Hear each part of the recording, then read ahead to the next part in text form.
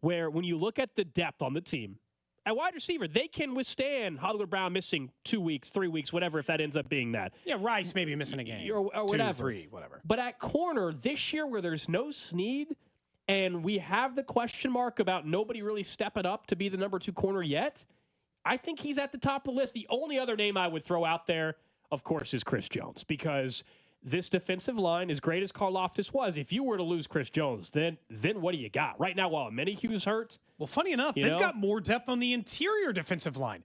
I think before I would answer Chris Jones just from a level of dominant player he is, they'd have a harder time replacing end. They would struggle more defensively for a 3-game stretch against medium-level teams without George Karlaftis than they would without Chris Jones this year. Their depth positions are the obvious ones. Can't really afford an injury at defensive end. Can't really afford an injury at corner. Because then otherwise, you go from, well, I sure hope Jalen Watson or Najee Johnson or Josh Williams works okay at the 2 to 2 of the 3 of them have to play all the time. All 3 of them have to play pretty much most of the time. And teams are going to pick on you. So unless for some reason Jaden Hicks can play corner now, or play consistent corner now as a rookie, a guy who we saw move around a little bit, safety and corner. Well, I think he's getting. I think he's going to get more snaps than we think too. Just anyway, even with a healthy group in the secondary. Talking about Jaden Hicks, he just stands out. I mean, we talked about the Tyrann Mathieu comment to Brett Veach and so many others. He does stand out, but still, that is just not a position. Wide receiver, at the very least, depending on the player, 3 games they'll live. Will they be as good? No, that's the point. Linebacker, right? Will they be as good if Nick Bolton doesn't play?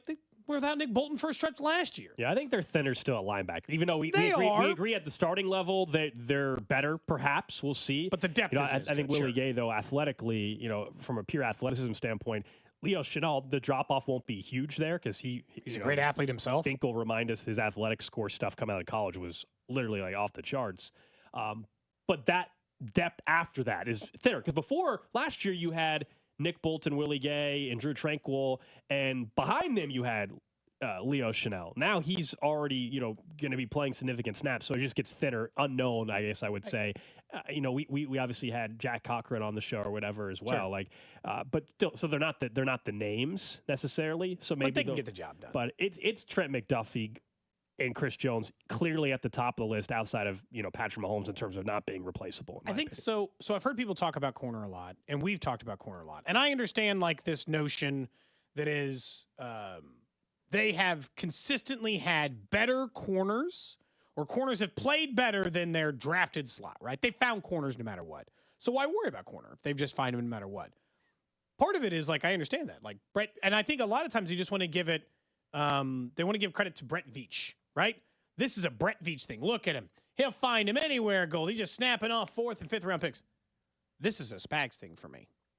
My confidence in the corners and the reason why I think they can survive just as long as McDuffie is healthy, Gold, is because Steve Spagnuolo consistently gets more out of these players than he should.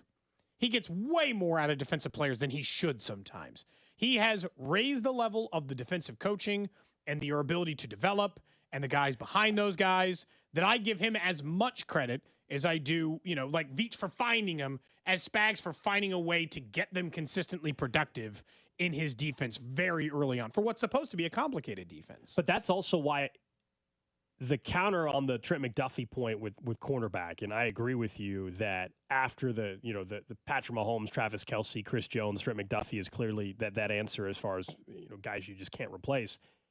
Historically, with this regime, we've seen them time and time again fill out the quarterback room. Nobody's going to replace L'Jarius Sneed at that level. He was one of the best cornerbacks in football.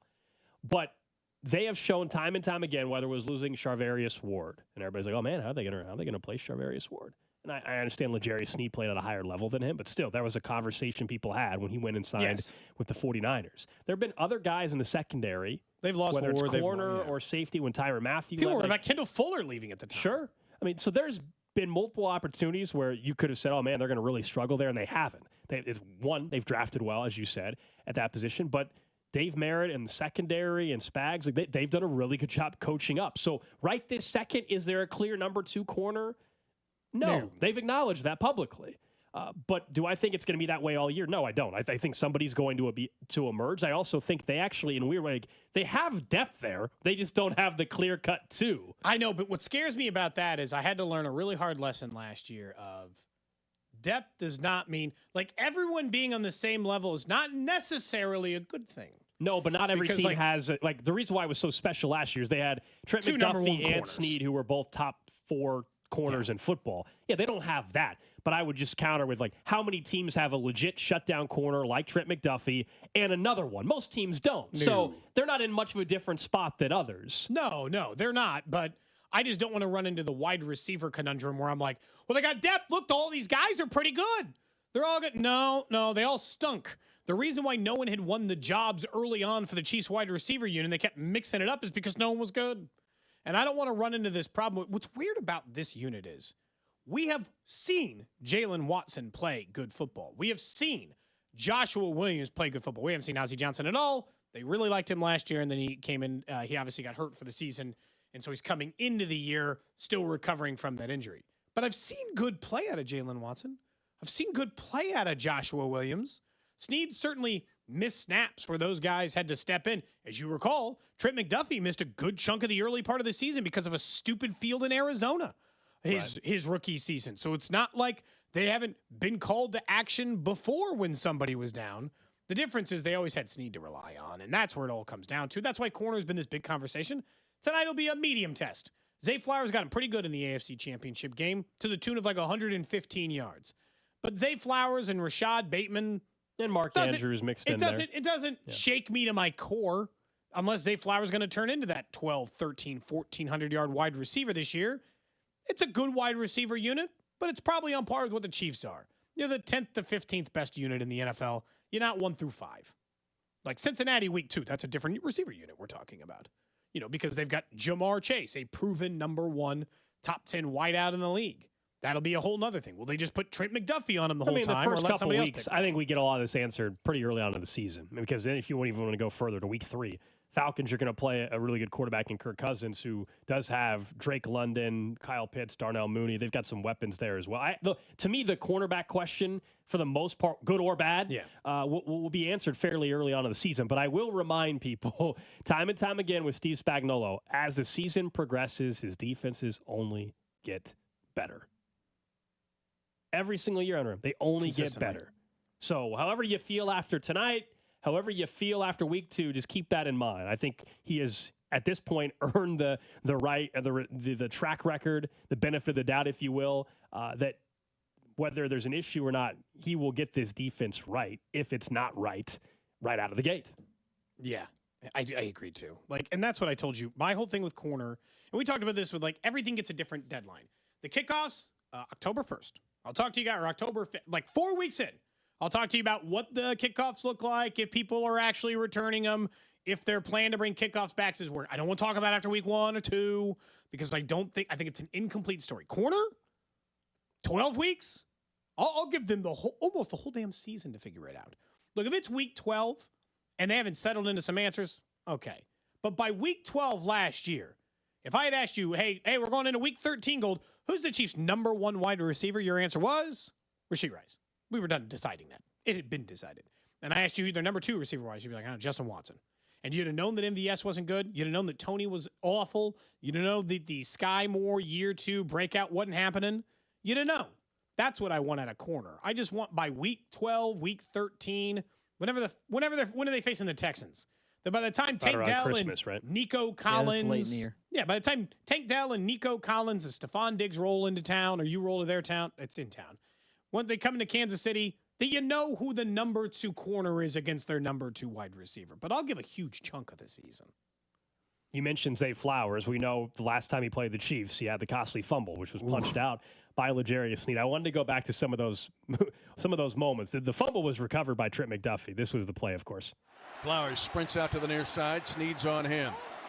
Shotgun position as they now shift.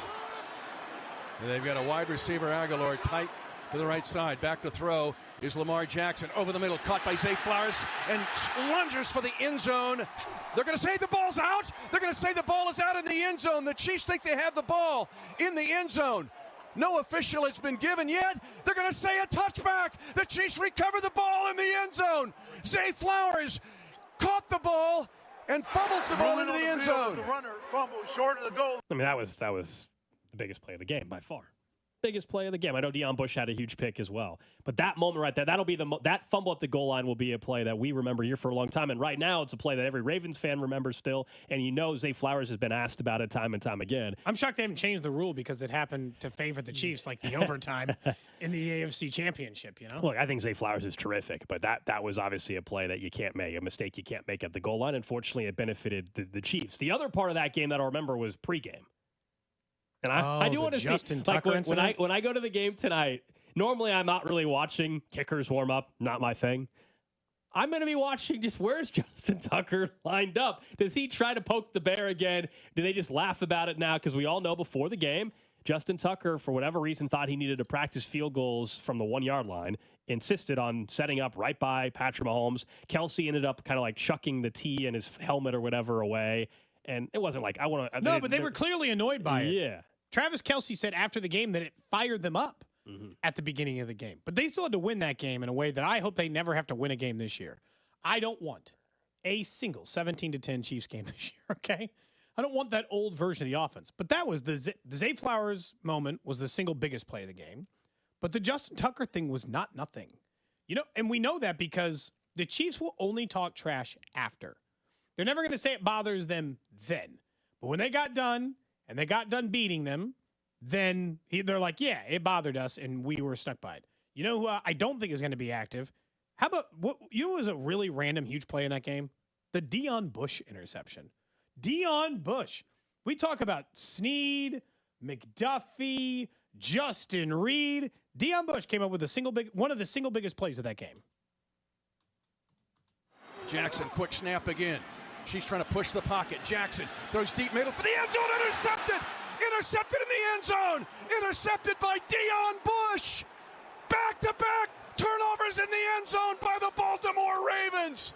It is kind of hard. That throw was really bad, too. That was a terrible triple coverage throw. That was awful. They were about to. I mean, those were two touchdowns basically, or two drives that would have ended in points at the very least. One should have been a touchdown, and that was the Chiefs' defense, and it was a Chiefs' defense that was great, but they were not usually the team forcing turnovers, and those were two turnovers. That's what was so big about it in the moment is the defense had been great all year, and we're playing great in that game and throughout the postseason, but they still weren't turning the ball over a ton across the entire season, and yet we just played you two of the biggest plays of the season, and they both were turnovers basically, and one was for sure in the red zone. The other one might have been just outside the red zone. I'm not sure. It's so funny. Chiefs fandom is so funny now because, yeah, it's fun to like look back and be like, oh, this is the team they're facing. It's the team they beat in the AFC Championship game, beat them in their building. Here's a couple of the big plays. And in a weird way, it feels weird to relive this game because I know they won the next one. That's the game I want to relive. Yeah, all but right, you cool. can't- Just another AFC Championship game. Ho hum. And I Yeah, but you understand can't enjoy that one unless you like that this one. I is the understand. whole Grim Reaper thing, right? The 13-second game is still an all-time moment, but the Grim Reaper thing died the next week because they lost. So, that's why like we can enjoy the AFC title game even more because you won the next game. Like we'd still be talking about the Chiefs beating the Ravens and the AFC title game and everything like that as a relates to this game. But you can enjoy those plays way more because you also know it ultimately ended in a Super Bowl win. It's like what we've joked about with the apparel stuff. Like, I don't want to have a Super Bowl. Now we're spoiled and can't. I don't want to have a Super Bowl it's a regular Super Bowl T-shirt of the Bucs Super Bowl. Yeah. I don't want that one. They lost. Well, it's that kind of one. hard to have AFC Championship T-shirts.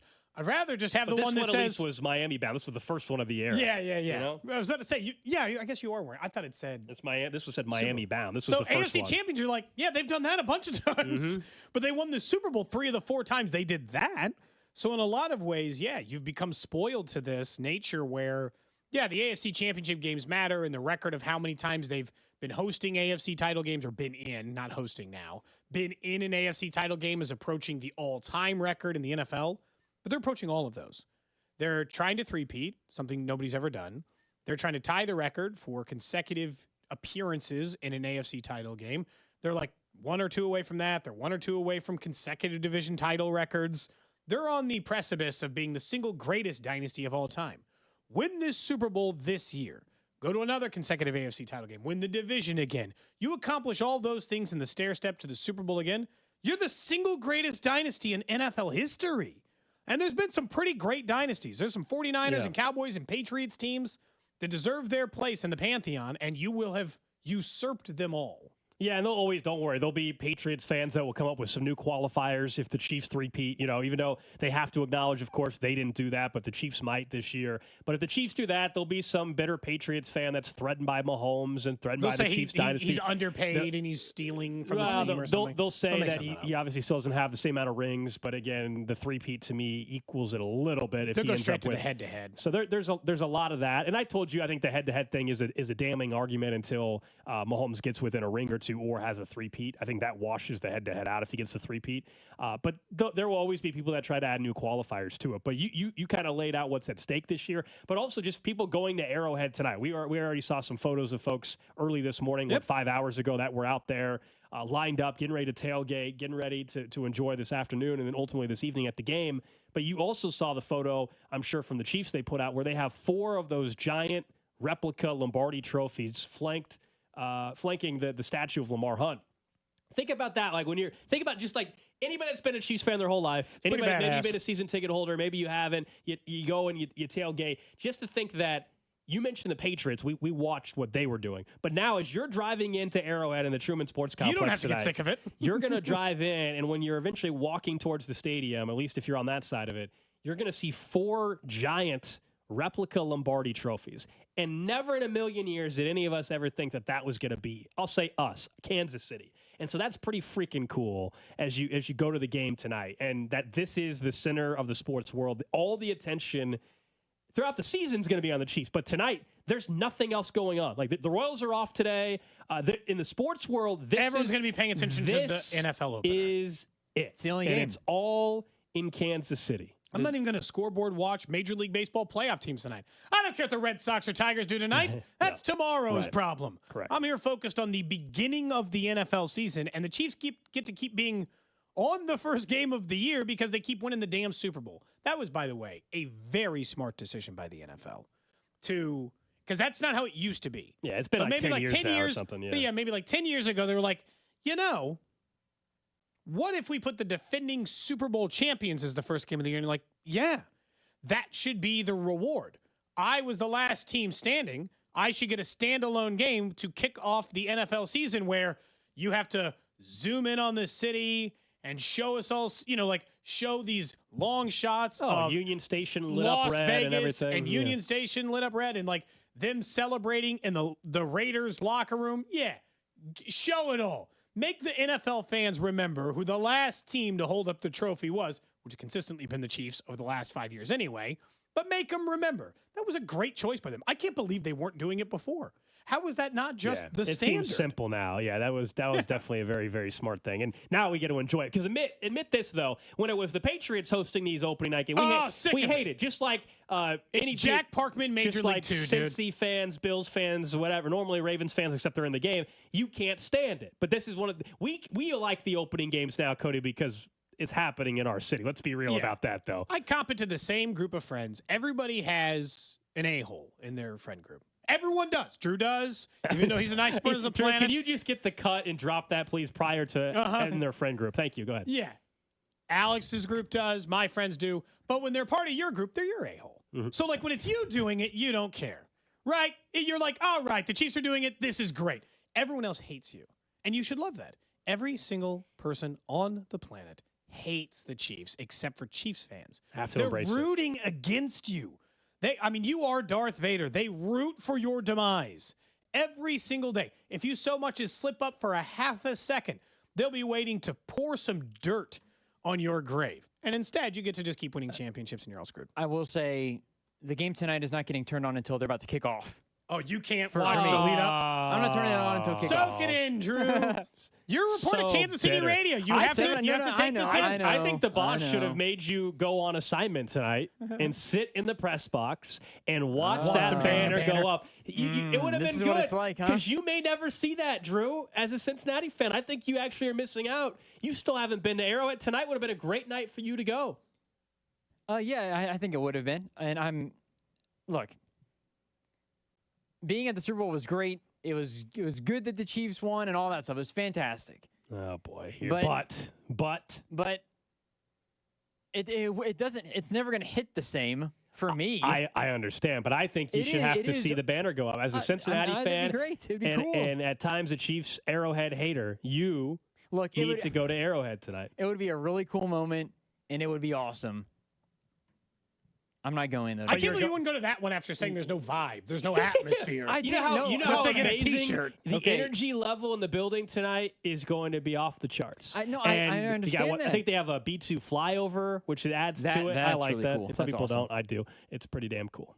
I think that's really. Look, you got from the jump. Since you reintroduced the argument, I'm not going to argue about it.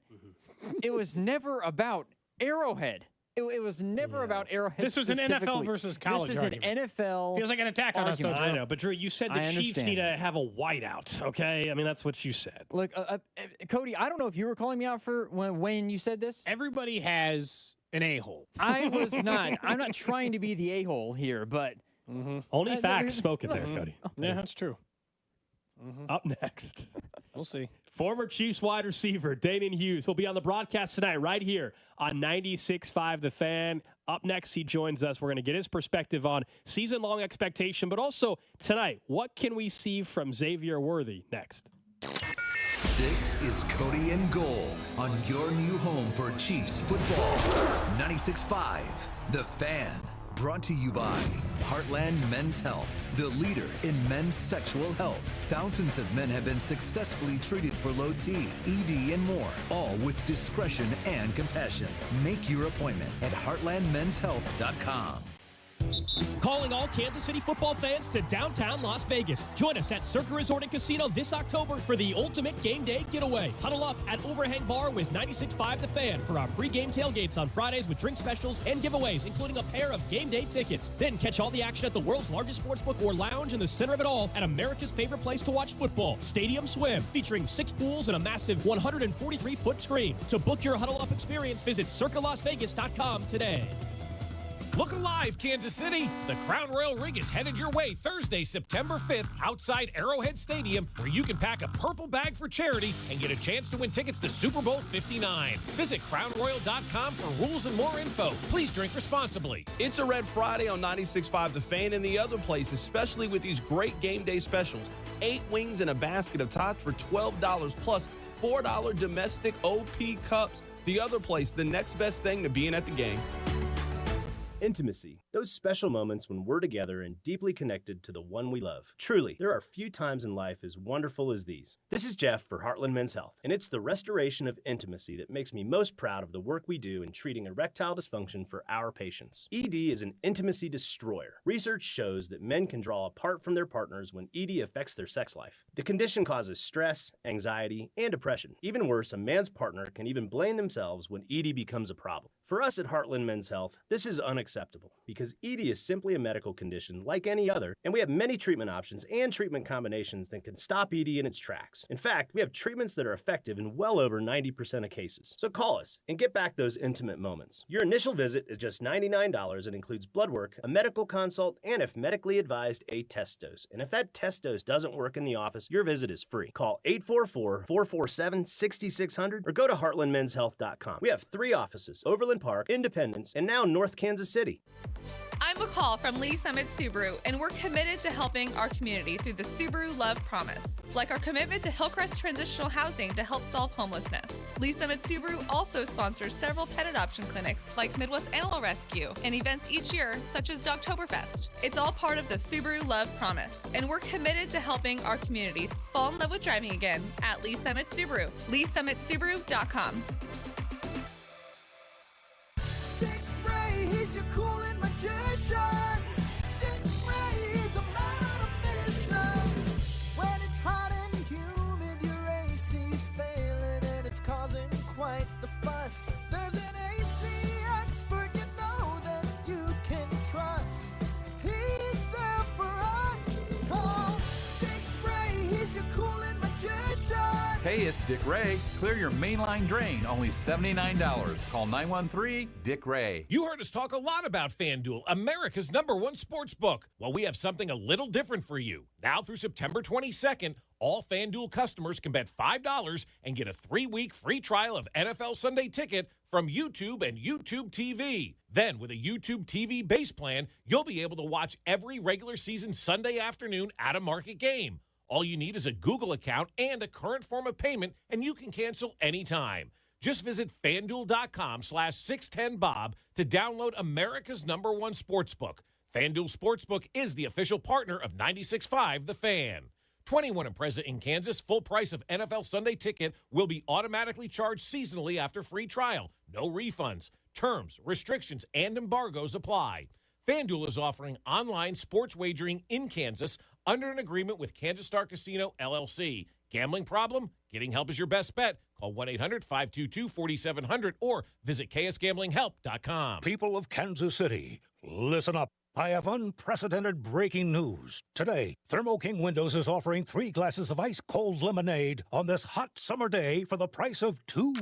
Bob is speaking figuratively here. This is not really an offer of lemonade or any other refreshing drink. Thank you, disclaimer guy. The point is this. When you buy Thermo King replacement windows, they will upgrade you from regular double glass windows to their super premium triple glass windows at no additional cost. Triple glass windows offer double the insulating barriers from the hot Kansas City sun than regular double glass windows. And with thousands of 5-star Google reviews... Yeah, Thermo King hasn't actually counted the number of 5-star reviews, but there are a lot. Again, thank you, disclaimer guy. With more 5-star reviews than we've had time to count, Thermo King Windows will make your replacement window process easy and hassle-free. For your free window consultation and estimate, call 888-KING-WIN or go to thermokingwindows.com. What's up, Kansas City? It's Mitchell Schwartz. You know, there's nothing easier to enjoy than watching the Chiefs with some wings and an ice-cold Bud Light. And Buffalo Wild Wings is serving up both for every game, all season long. Join me at the Buffalo Wild Wings located at 152 Highway and North Flintlock Road in KC Mo on Thursday, September 12th. I'll be there with the crew from 6 to 8 p.m. celebrating the back-to-back Super Bowl champs while eating some wings and drinking $5 Bud Lights. Nothing easier to enjoy than that.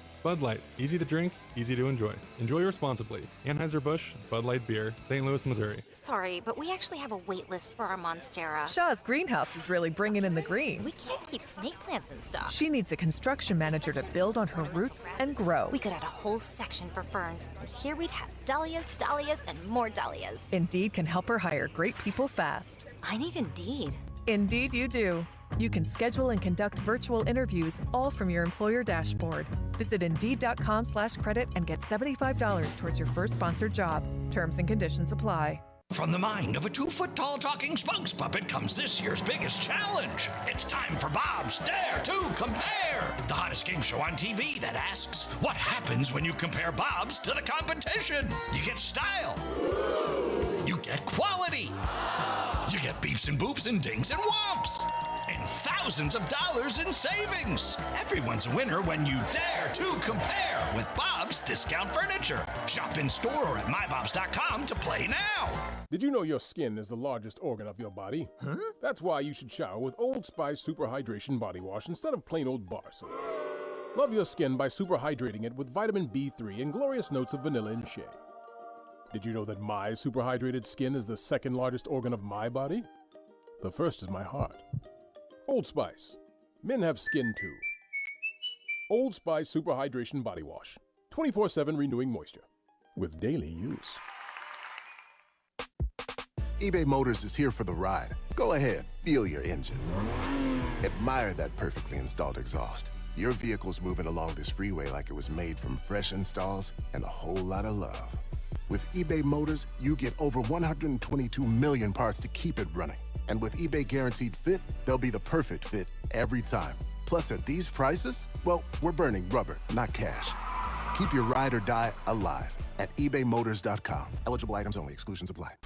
You're listening to 96.5 The Fan from the Mission Plumbing, Heating, and Cooling Studios. Listen to Chiefs and Ravens with pregame coverage at 4. Kickoff just after 7 with Mitch, Danon, and Kling right here on your new home for Chiefs football. 96.5 The Fan. KFNC FM and AM HD Kansas City. WDAF HD2 Liberty. An Odyssey sports station. Noon hour here on 96.5 The Fan. It's Cody and Gold, Alex Gold, Cody Tapp, Drew Nixon with you as we get an hour closer to kickoff of this 2024 season. Reminder, pregame coverage right here on your home for the Chiefs at 4 o'clock here on 96.5 The Fan. And a man you're going to hear during the broadcast tonight throughout the entire season, as well as a former Chief. That's Danon Hughes, and he joins us for his weekly conversation here on the show. And he's brought to you by Blue Cross and Blue Shield of Kansas City. Discover the benefit of blue. Danon, we made it, man. How you feeling? I know you probably still get like the former player almost feeling like game day vibes, a little bit different than us as fans, too. Yeah, man, I'm ready to go, bro. It's game day. Nothing like opening day. Obviously, we've been spoiled here in the Chiefs Kingdom playing on Thursday night to open the season these last 2 years. So, yeah, it's time. It's go time, man. We got the Ravens coming in. They're going to be breathing fire. They remember that taste in their mouth that was left back in Baltimore in February. So, like, yeah, it's time to go, man. We've been talking about this all season, all year long. We've been talking about the Chiefs and the three-peat run. It starts tonight. So, yeah, I'm amped up. What is the single biggest reason you think they will or won't repeat as three-peat champions? So if you think there's a big reason why they will or a reason why you think that would stop them, what is it, Danon? Injuries, who knows? You know, we've been very lucky. You know, you look back on 2019 when Patrick Mahomes, you know, had the dislocated kneecap and he was able to come back. And, you know, if that had gone differently, who knows how this run would have fared since then. And the ankle injury last year and him coming back. So, I mean, we've been very fortunate. Travis Kelce being the Bulldog, Iron Man that he's been. You know, it just seems like whether it was L'Jarius Sneed or Chris Jones or Tyreek Hill in the past, just seems like we've never had that situation where a guy was lost for an entire year or we didn't have any hopes that he would be back to end the season or at least make a playoff run. So the first thing that comes to mind, you definitely have to be fortunate. You have to be blessed. But injuries, if we are healthy in January, like, who wouldn't like our chances? And even though there is one wide receiver injury heading into this one, we know Hollywood Brown's not going to play. The rest of the wide receiver room, I think everybody feels great about heading into this one, heading into the season. But one player in particular, because we haven't seen him in an NFL game yet, that's Xavier Worthy. There seems to be a ton of excitement. But what do you expect in game one for the Chiefs to try to do with him here against the Ravens? Yeah, I think it's going to be very similar to what we saw last year with Rashee Rice. If you remember, they kind of slow played Rashee Rice in this offense. He had some ball security issues from the preseason. Wasn't necessarily running at, I would say, full tank. And what I mean by that is that although he was healthy, there's a transition process. And especially if you're a wide receiver, you come from the college level, you might have all the abilities. You play in a spread offense, but the communication, the checks, the fact that, you know, for me, even back when I played, we played Washington when they were number one in the country, and they had several defensive players that went on to the NFL. But for the most part, even if I played Ohio State, Michigan, whoever else, there might have been 2, maybe 3 guys on the defense that were NFL caliber. Well, here, all 11 guys are NFL caliber, and you have to make that adjustment. So I feel like what we saw with Rashee Rice and how Andy Reid and Matt Nagy kind of brought him along last year and then turned the corner right around that bye week, that's what I kind of see with Xavier Worthy. Might be a little bit faster, might be accelerated a little bit quicker, but for the most part, I don't see him out there for 60 plays on this offense from day one. I feel like he's going to be spoon-fed his packages so he can be comfortable, get acclimated to the speed of the game, and then we'll see slowly more and more put on his plate. Do you think that they're going to want to put the league on notice? I mean, the way they executed in training camp, you would certainly think that the deep passing game is something they're going to try for and try early and often this season. I feel like they want to get that feeling back so they can get these teams back on their toes a little bit versus knowing that they're going to be somewhere inside of 12 yards. Well, absolutely. I think the deep ball, people don't understand the timing, the touch, the precision, the fact of being on the same page. What goes into completing a deep pass? Everyone thinks that, okay, if the faster guy wins, Patrick Mahomes is the greatest quarterback to play, he can make the throw. Well, we've seen at times where Patrick has missed a throw, maybe had a little bit more gasoline on the throw than he should have. Maybe didn't anticipate the speed of the receiver in that circumstance. And that's a work in progress. It's not automatic because we haven't seen it consistently since Tyreek Hill left. So to me, it's not necessarily, I don't feel like there's going to be like a maturation process or anything like that. Like they're going to come out, and if Patrick sees an exposure in the defense, he's going to take his chance. And I feel like the Ravens, because of their aggressive approach, how they play downhill, how they blitz, how they like to expose their DBs in man-to-man coverage, I feel like there's going to be at least a couple of chances where we can see that speed on display by not just Xavier Worthy, but also McCall Hardman and the rest of the receivers. So I don't expect that we're going to see a difference in the play calling or we're going to do check down Charlies all day. Like Patrick's going to take his opportunities to take the top off the defense, if for no other reason to let John Harbaugh and the Ravens know that we're willing to do so. So you better, loosen up on the double coverage and triple coverage of Travis Kelce in the middle of the field. We're talking to former Chiefs wide receiver Dayton Hughes here on 96.5 The Fan. You'll hear him a little bit later on tonight as the Chiefs are right here on 96.5 The Fan. He'll be on with Mitch Holthus, Josh Klingler, and Dan Israel. What on the other side with the Baltimore offense? You saw him up close and personal in the AFC title game, obviously up there in Baltimore. Now they have Derrick Henry. They also have a wide receiver in Zay Flowers coming off a big mistake that I'm sure he's thought about the entire offseason. They didn't run the ball in that AFC title game, Dane, and we all know that. So with Derrick Henry, you think they're going back to trying to run this thing close to 20 times? 1,000%. Like, I feel like you don't go and acquire Derrick Henry if you plan on play action and throwing the ball down the field. I feel like they're going to be more balanced to some extent, but when he's in the backfield, although he's been better at catching the ball in these last few years than he was early in his career, I don't anticipate that being a staple of their offense. Maybe some screens just to get him out in space with a couple of offensive linemen lead blocking for him. But make no mistake about it, John Harbaugh, that entire Ravens organization have probably woken up in a cold sweat 100 times since that AFC Championship game where thinking, why didn't we run the ball more than 6 times? Why didn't we take up the clock? Why didn't we ice Patrick Mahomes on the sideline in our own building?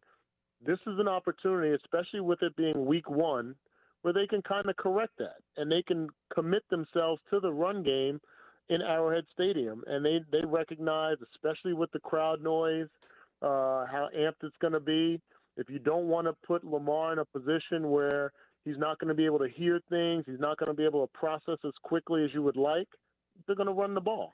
So John Harbaugh, that organization, they have heard it over and over, the mistake they made in the AFC Championship with only running the ball 6 times. I fully expect that we'll see a heavy dose of the run game, whether it's design runs with Lamar or just basic ground and pound with Derrick Henry to the tune of at least 20, 25 plays. It's one of those questions we only ask at the beginning of the season, Dane. What do you think their record will be at the end of the year? Yeah, and I get that. I've gotten that question. Started doing media and pregame, postgame shows and analyst work since 2000. I retired in 99 and 2000 immediately thrown in. And I feel like I've gotten that question every single year. And I've answered it very similarly, especially since Patrick Mahomes has taken over.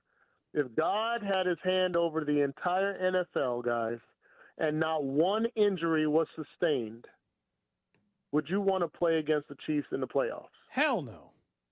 So then, if I say 13-4, 14-3, 12-5, does it really matter in the grand scheme of things if you're an opponent having to face the Chiefs in the postseason? So for numbers' sake, because I know that's what you want me to say, I'm going to go with, I feel like 13-4 is a good number. But like we saw last year at 11-6, we're still able to win the Super Bowl. So I don't really get too caught up in it. I was always, and I never understood it during the Patriots run. There were Chiefs fans here and host here would be like, no, I want to take out the big dog. I'm like, hell with that. If you were any team in the league, Danny, you should be praying somebody does you the favor of not having to face the Chiefs in the postseason. Avoid them as long as you can.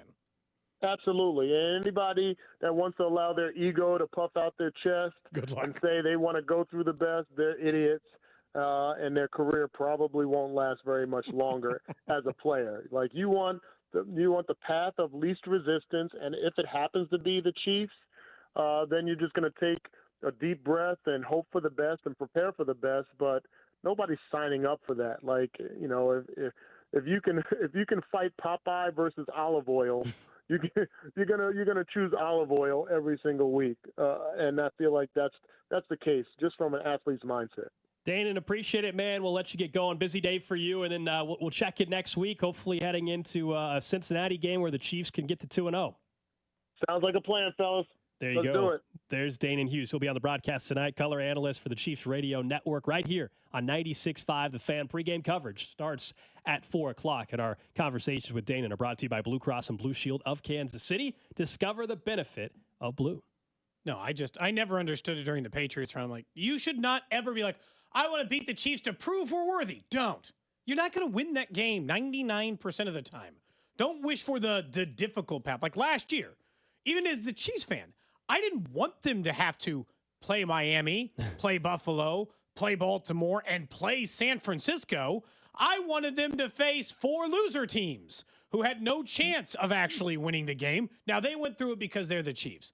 Root for the easiest possible path. Don't be sad that your division's easier if you're in the AFC West and you're the Chiefs. You're not hardened or tougher because you did the road harder travel. Just win the games, which is what the Chiefs are better at than everyone else. I think the best example of what Danon was saying, like, hey, the record doesn't matter because you don't want to play them in the postseason. Last year is that is the prime example, Exhibit A, if you're going to make that point. And that's why no matter what happens tonight, whether it's week 8 or whatever, there will be some point where people are frustrated and think, oh my gosh, this is an issue that's not correctable or whatever. It is going to be nearly impossible for you to convince me at any point this season can't win the Super Bowl. that like, oh, this isn't let's just say it's number 2 corner. Whatever. Oh man, they're just not good enough in this area, Cody. They will not be able to overcome it. BS. There is nothing other than what he said. The major injury, health of Patrick Mahomes. Other than that, there is nothing that you can tell me like, man, they're just not good enough to win it this year because they're weak at this spot. Last year proved that is not reality when Patrick Mahomes and Andy Reid are linked together. Yeah. No,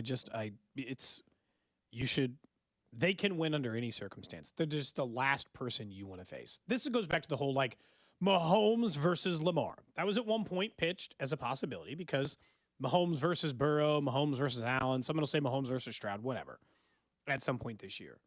The problem, as it relates to what you're talking about in the postseason, the reason why it's not Mahomes versus anybody, it's all of you trying to climb to the mountaintop to challenge Patrick Mahomes. Why it's a way bigger game tonight for Lamar Jackson than it would ever possibly be for Patrick Mahomes. In the postseason, Patrick Mahomes takes his game to a completely different level. He's already the best quarterback in the league. But when the pressure's on and he has to make a run against the Tennessee Titans or find a drive in overtime of the Super Bowl trailing against the 49ers last year, no matter the challenge, no matter what the odds are or stacked up against, or he's got to do a jet chip wasp because their team can't block, he will do it. In a Super Bowl, in a playoff game, he will do it. Lamar to this point has been the opposite of that. In big moments and crowning moments against the Chiefs and other teams, he's wilted a little bit. Joe Burrow has done a better job of playing big in big games. Josh Allen's done a better job of playing big in big games, although he's lost some of those games he's played well in. Lamar, his biggest problem of those 3 guys is his big game reputation is the worst of the 4. I mean, Mahomes is the best, obviously, but even of the next 3 guys, his big game reputation is the worst. He doesn't show up for those. He's got a huge one tonight. Opening NFL season against the team who took you out in your building last night.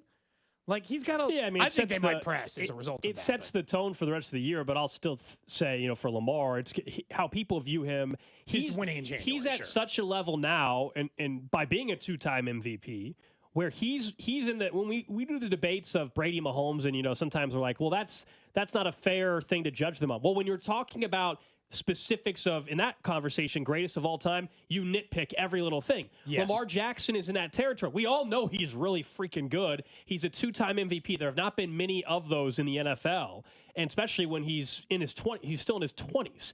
So he's in unique, rare company there. But he, because of that, is judged solely now on what he will ultimately do, and that is getting to a Super Bowl or not. So yes, tonight is a huge stage for Lamar Jackson. It can set the tone for their season. It can send a message about the type of team they're going to be and show that, hey, that performance in the AFC title game, that wasn't them. That's fine. That's true.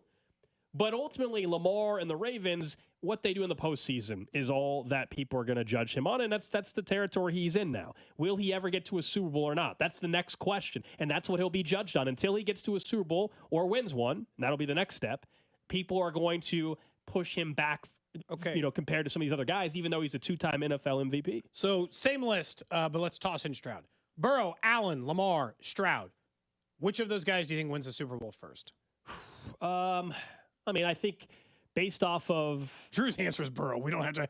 He already picked him to win the Super Bowl this year. So I'll go with our expectations from this. Do I think it happens this year? No, but based on my preseason prediction, I guess my answer has to be Stroud, because I actually this year have them in the AFC title game, losing to the Chiefs. But if I think their quarterback's capable of getting there this year, then I guess that'll be my answer, even though Joe Burrow, of course, has actually made one. But I'll go with C.J. Stroud. I think he jumps the line. I think he's ahead of Josh Allen and Lamar. Why, though? Josh Allen has not played bad in the postseason. He just can't get past Mahomes. Yeah, man. I think the thought is maybe the Bills aren't as good as what he's saying. Correct. If you look defensively, what they are, wide receiver-wise, what they are. But how many years away are we from saying that about Cincinnati? So if they don't win the Super Bowl this year, I'm 1 year away from saying Cincinnati as good as they used to be. I think that's a good point, but the Bills don't.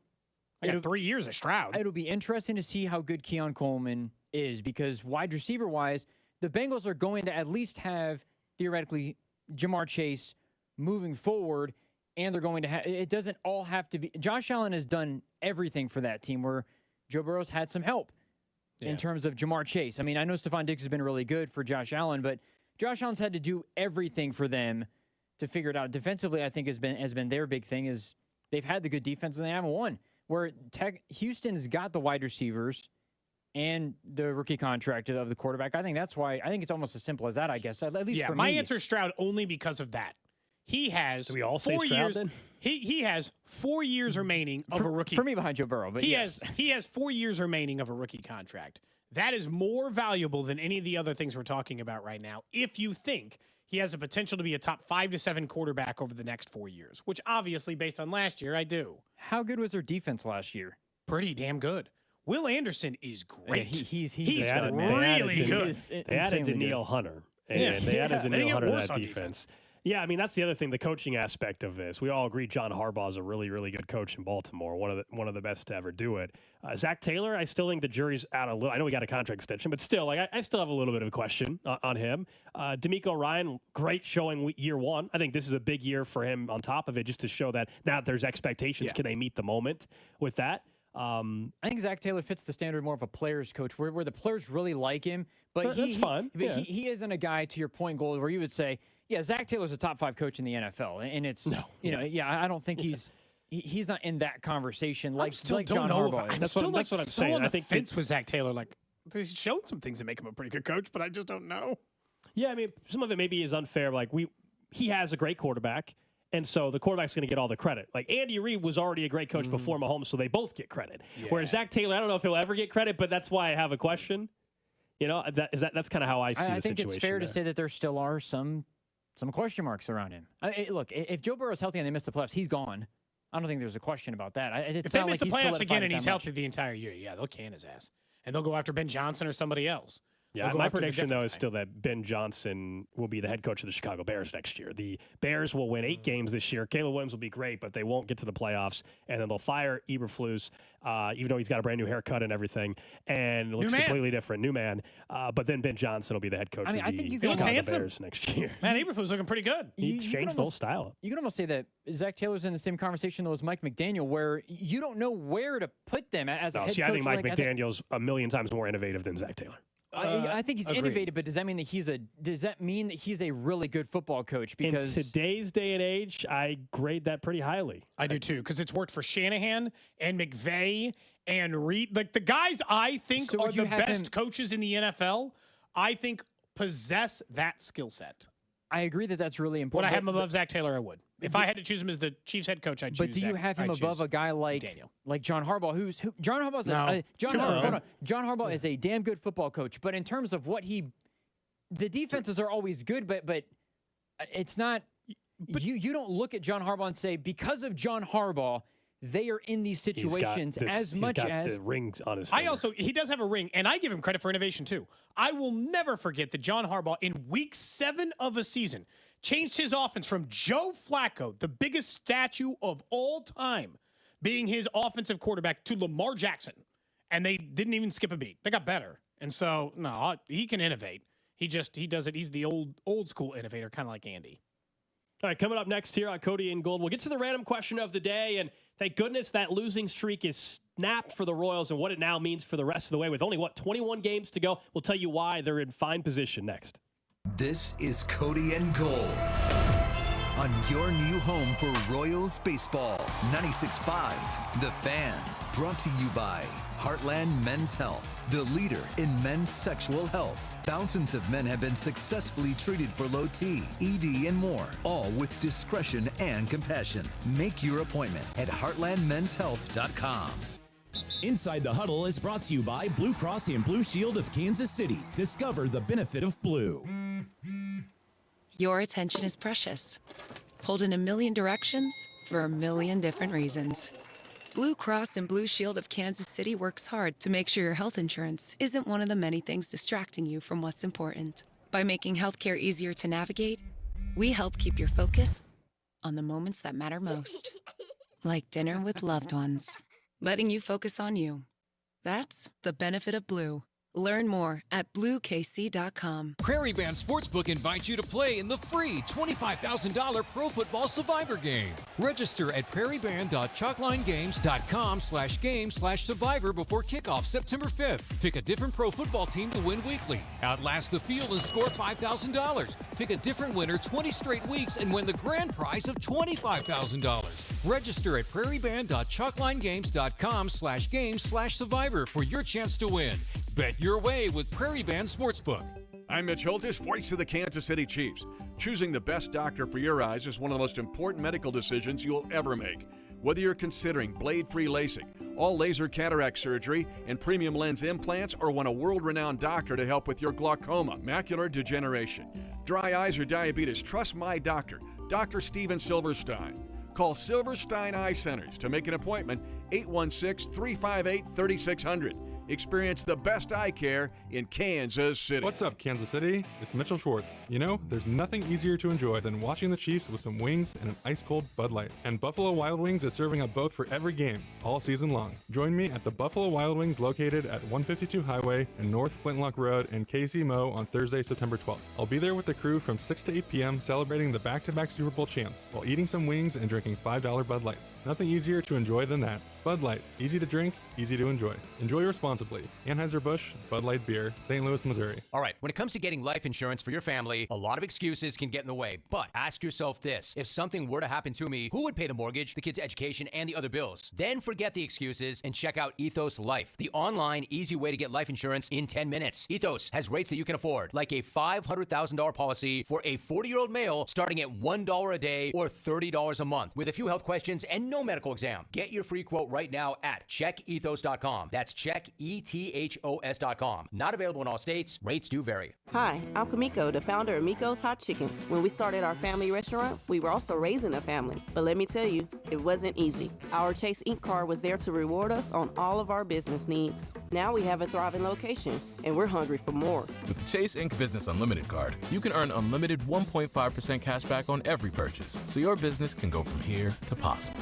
Chase for business. Make more with yours. Real business owners compensated for their participation. Cards issued by JPMorgan Chase Bank and a member FDIC. Subject to credit approval. Terms apply. This is the story of the one. As a facility technician installing a new welding station, he knows getting the ventilation right is critical for safety. That's why when questions arise, there's Grainger. Grainger offers detailed technical product information online at his fingertips, so it's easy to find what he needs. Because when it comes to safety, having answers means he and his people can breathe a little easier. Call, click Grainger.com, or just stop by. Grainger, for the ones who get it done. Timmy, everybody. Great job. Next up for our 5th grade class recital, we have Samantha. 10 times better performance can make a big difference. Castrol Edge Motor Oil gives your engine 10 times better high-stress performance. Castrol Edge, better oil for maximum performance. Now through December 28th, Castrol Edge and Edge High Mileage Motor Oil are on rollback at Walmart. Claim based on sequence dyne test under high-load conditions versus API SP test limits. The best things in life, they come in twos. 2 scoops of ice cream, 2 tacos. And now for a limited time, get our best deal of the year. Buy any phone when you switch to Consumer Cellular and get 2 months of service free. That's right, the same fast, reliable nationwide coverage as Big Wireless, now with 2 months free. Proof the best things in life really do come in twos. Visit consumercellular.com or call 1-888-FREEDOM. Second and third month of monthly base service fee waived for new customers with the purchase of a phone and activation by September 2nd, 2024. Taxes, fees, and third-party charges will apply. See website for additional details. Febreze. So my home is also my office. And before I can focus, every room's gotta be clean. That means tidying up, then spraying my Febreze Air Mist. Ooh, that's fresh. Febreze Air Mist scents are all high quality. They fight any weird funk, and they give my air an instant boost of freshness. So not only does my home smell good, I feel good too. After I Febreze, it's time to start my day. Breathe happy, Febreze, la la la la la. Space may be the final frontier, but it's also what a lot of us lack in our basement or garage. By switching to a Navien tankless water heater, not only will you have all the hot water you need whenever you need it, but you'll gain storage area as well. Maybe a place to display your space collectibles. Highly logical. Learn about Navien's series of high-efficiency tankless water heaters and how they don't just save space, but save dollars on your utility bills too. For more, go to tanklessmadesimple.com. Chiefs coverage on 96.5 The Fan is brought to you by award-winning Johnny's Barbecue in Olathe. Football and barbecue fans, score big with Johnny's Barbecue tailgate packages. Whether you're hosting a home gate or a tailgate, Johnny's Barbecue has you covered. Check out our tailgate packages at johnny'sbbqkc.com. Located in Olathe and serving all of KC. Johnny's Barbecue. Taste the smoke.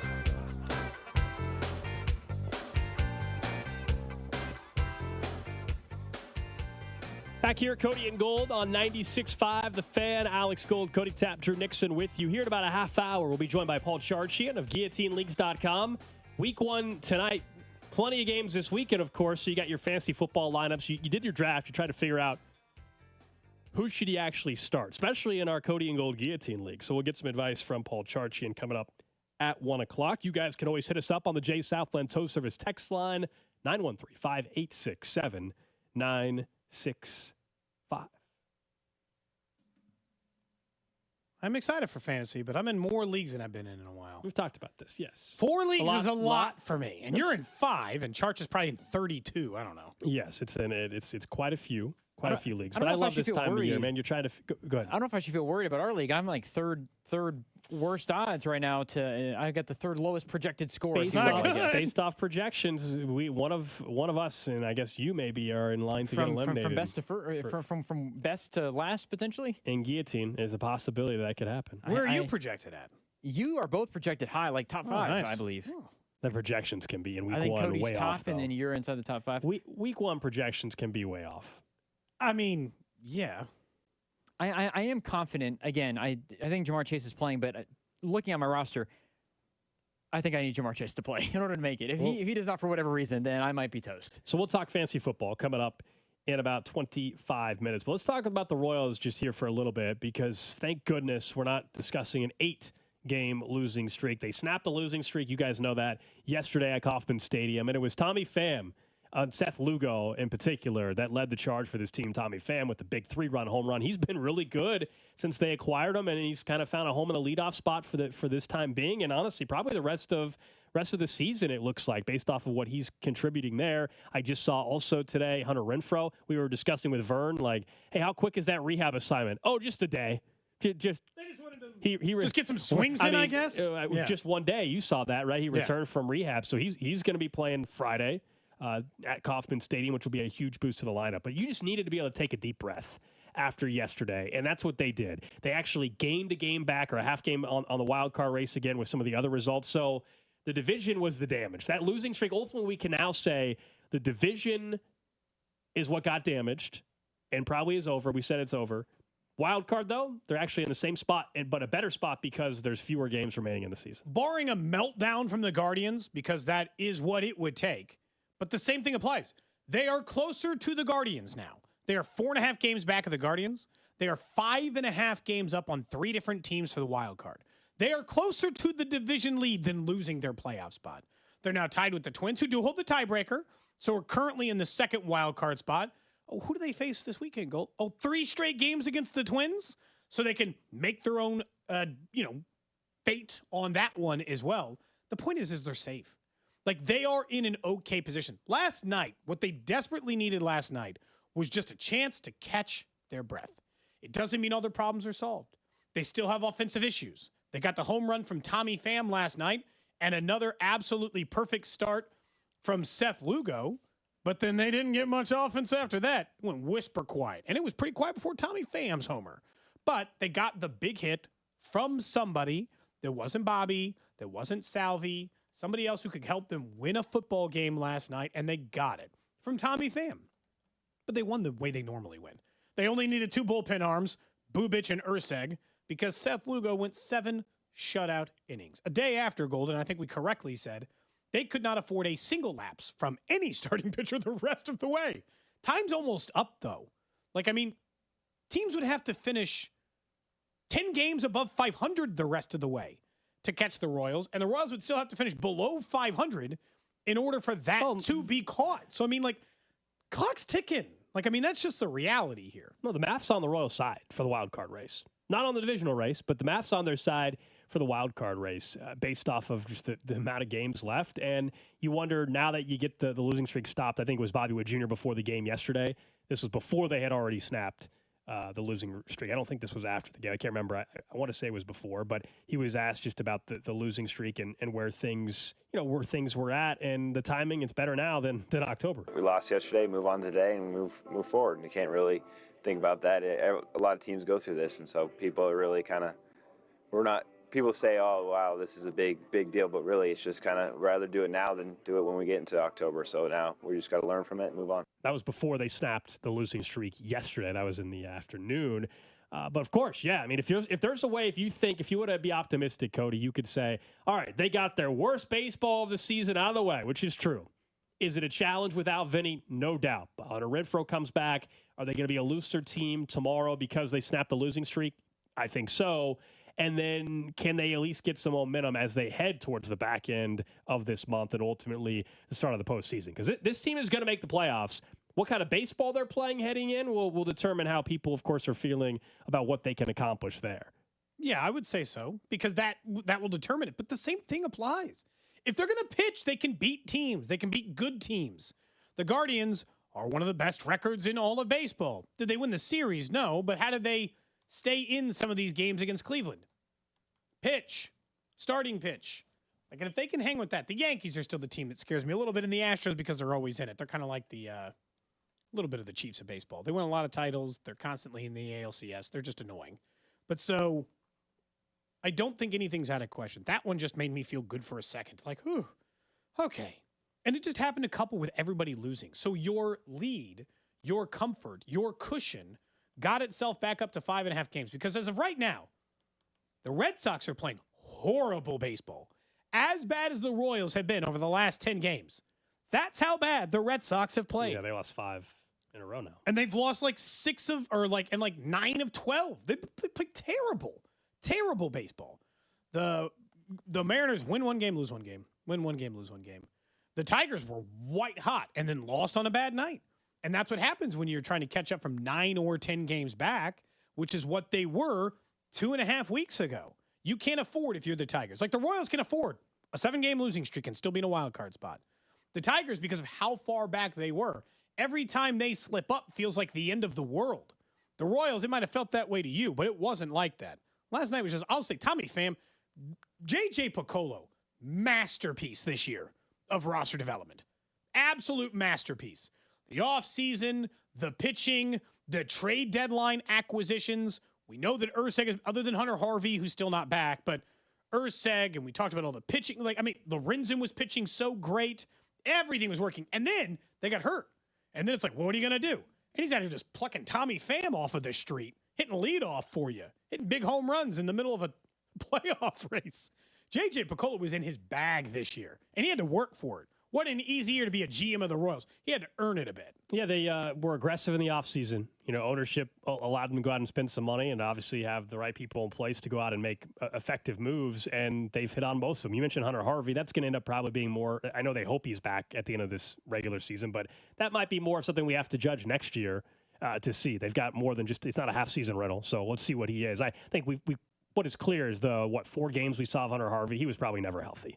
And he was overused by the Nationals, and that's probably something that they were aware of it, but it probably was something they didn't think would lead to this kind of length of injury, and he had a setback and all that. That's going to be something that we're going to have to see next year when it comes to Hunter Harvey.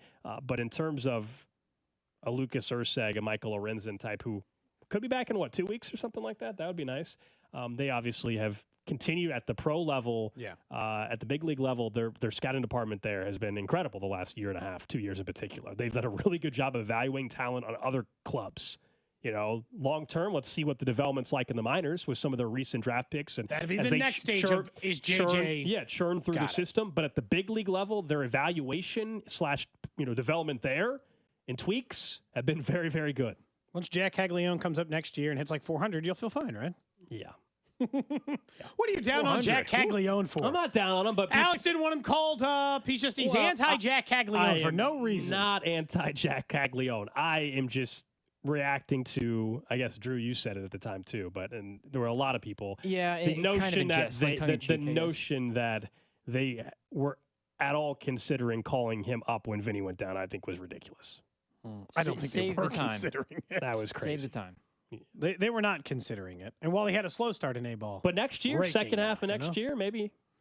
Even that seems a little early. Probably starts the year at AA, so I guess it's not out of the question. Yeah, second half of next year to me is the earliest we would see. Cody, if you're saying the Gold is low on Jack Caglione, you saying he's hitting 400 is... Well, that's a little too is high. Astronomically, he's hitting I don't think he's going to be the first player to hit 400 since Ted Williams. Okay, he's had a good week, but I think he was hitting when Vinny got hurt. I think Caglione in A-ball or something was hitting 200, 220. No, but you got to look back at. He's hitting way better than that. He started 1-4, and I'd looked this up once. He started 1 for 30 in the minor leagues, and then since then he really is hitting 400, which is not surprising because he was a 400 hitter in his final season in college. So you would think he'd be able to pick on some. Yeah, but we can't just the act Beloit like he's Sky hitting Carp. Okay, No. I don't think right, he's hitting 400 in the major leagues. I'm just saying I didn't think he should actually be called up in place of Vinny. He's hitting 250 for high A-ball. Okay, small sample size. Patience. Don't make me actually look up his stats for the last 50. Don't make me do. I don't want to do that. I'm telling you, he started really poorly. Now he's hitting great. No, I'm just Jack Caglione, 2025. I'm hoping 2025. That's the most fun result, at least on that end. I'm just happy the Royals are back to their winning ways. Song is complete. Will air on Friday. Same bet applies. If you missed it earlier, they have lifted the ban. People were requesting a song because the Royals were in such a slump. They didn't know what to do. A guy came to Rally House yesterday and said, he was very clear. He said, I do not like the songs. I do not think they're good. Just let him do a song. We got to do anything at this point. That man was so desperate. He openly admitted to not liking my work, but still wanted it. That was a funny interaction at the end of the show. Our boss was there too. It was good. I wish we had audio of it. It was terrific. No, they got to win, and so you feel better heading into tomorrow. And yes, the song will play tomorrow. It's done. That's what you said. I saw it in the system. I have not heard it. I prefer you don't listen to the head, but I didn't hide it. It's in there. Now the song is not. The song is. Because the streak is over, it's not basically begging for a win. It's about the rest of the way. So, again, I had told you I had done a song once about the Royals in the middle of a losing streak called One More Win, and it was sad. And they won the game. They won the next 2 games of a doubleheader or whatever, and we all felt pretty good about ourselves for a minute. But they were in the middle of a losing streak, in the middle of a terrible season. That was just meant to stop the bleeding. This song is more of a celebration. Excited about what the Royals can do the rest of the way. Continuing the win they got yesterday. But as I had promised, if they lose tomorrow night, I owe $96.50 to the show fund. That's the renegotiated terms. And no matter what, I have to, and then the ban is obviously reinstalled back to the 21st, and with no negotiation for that.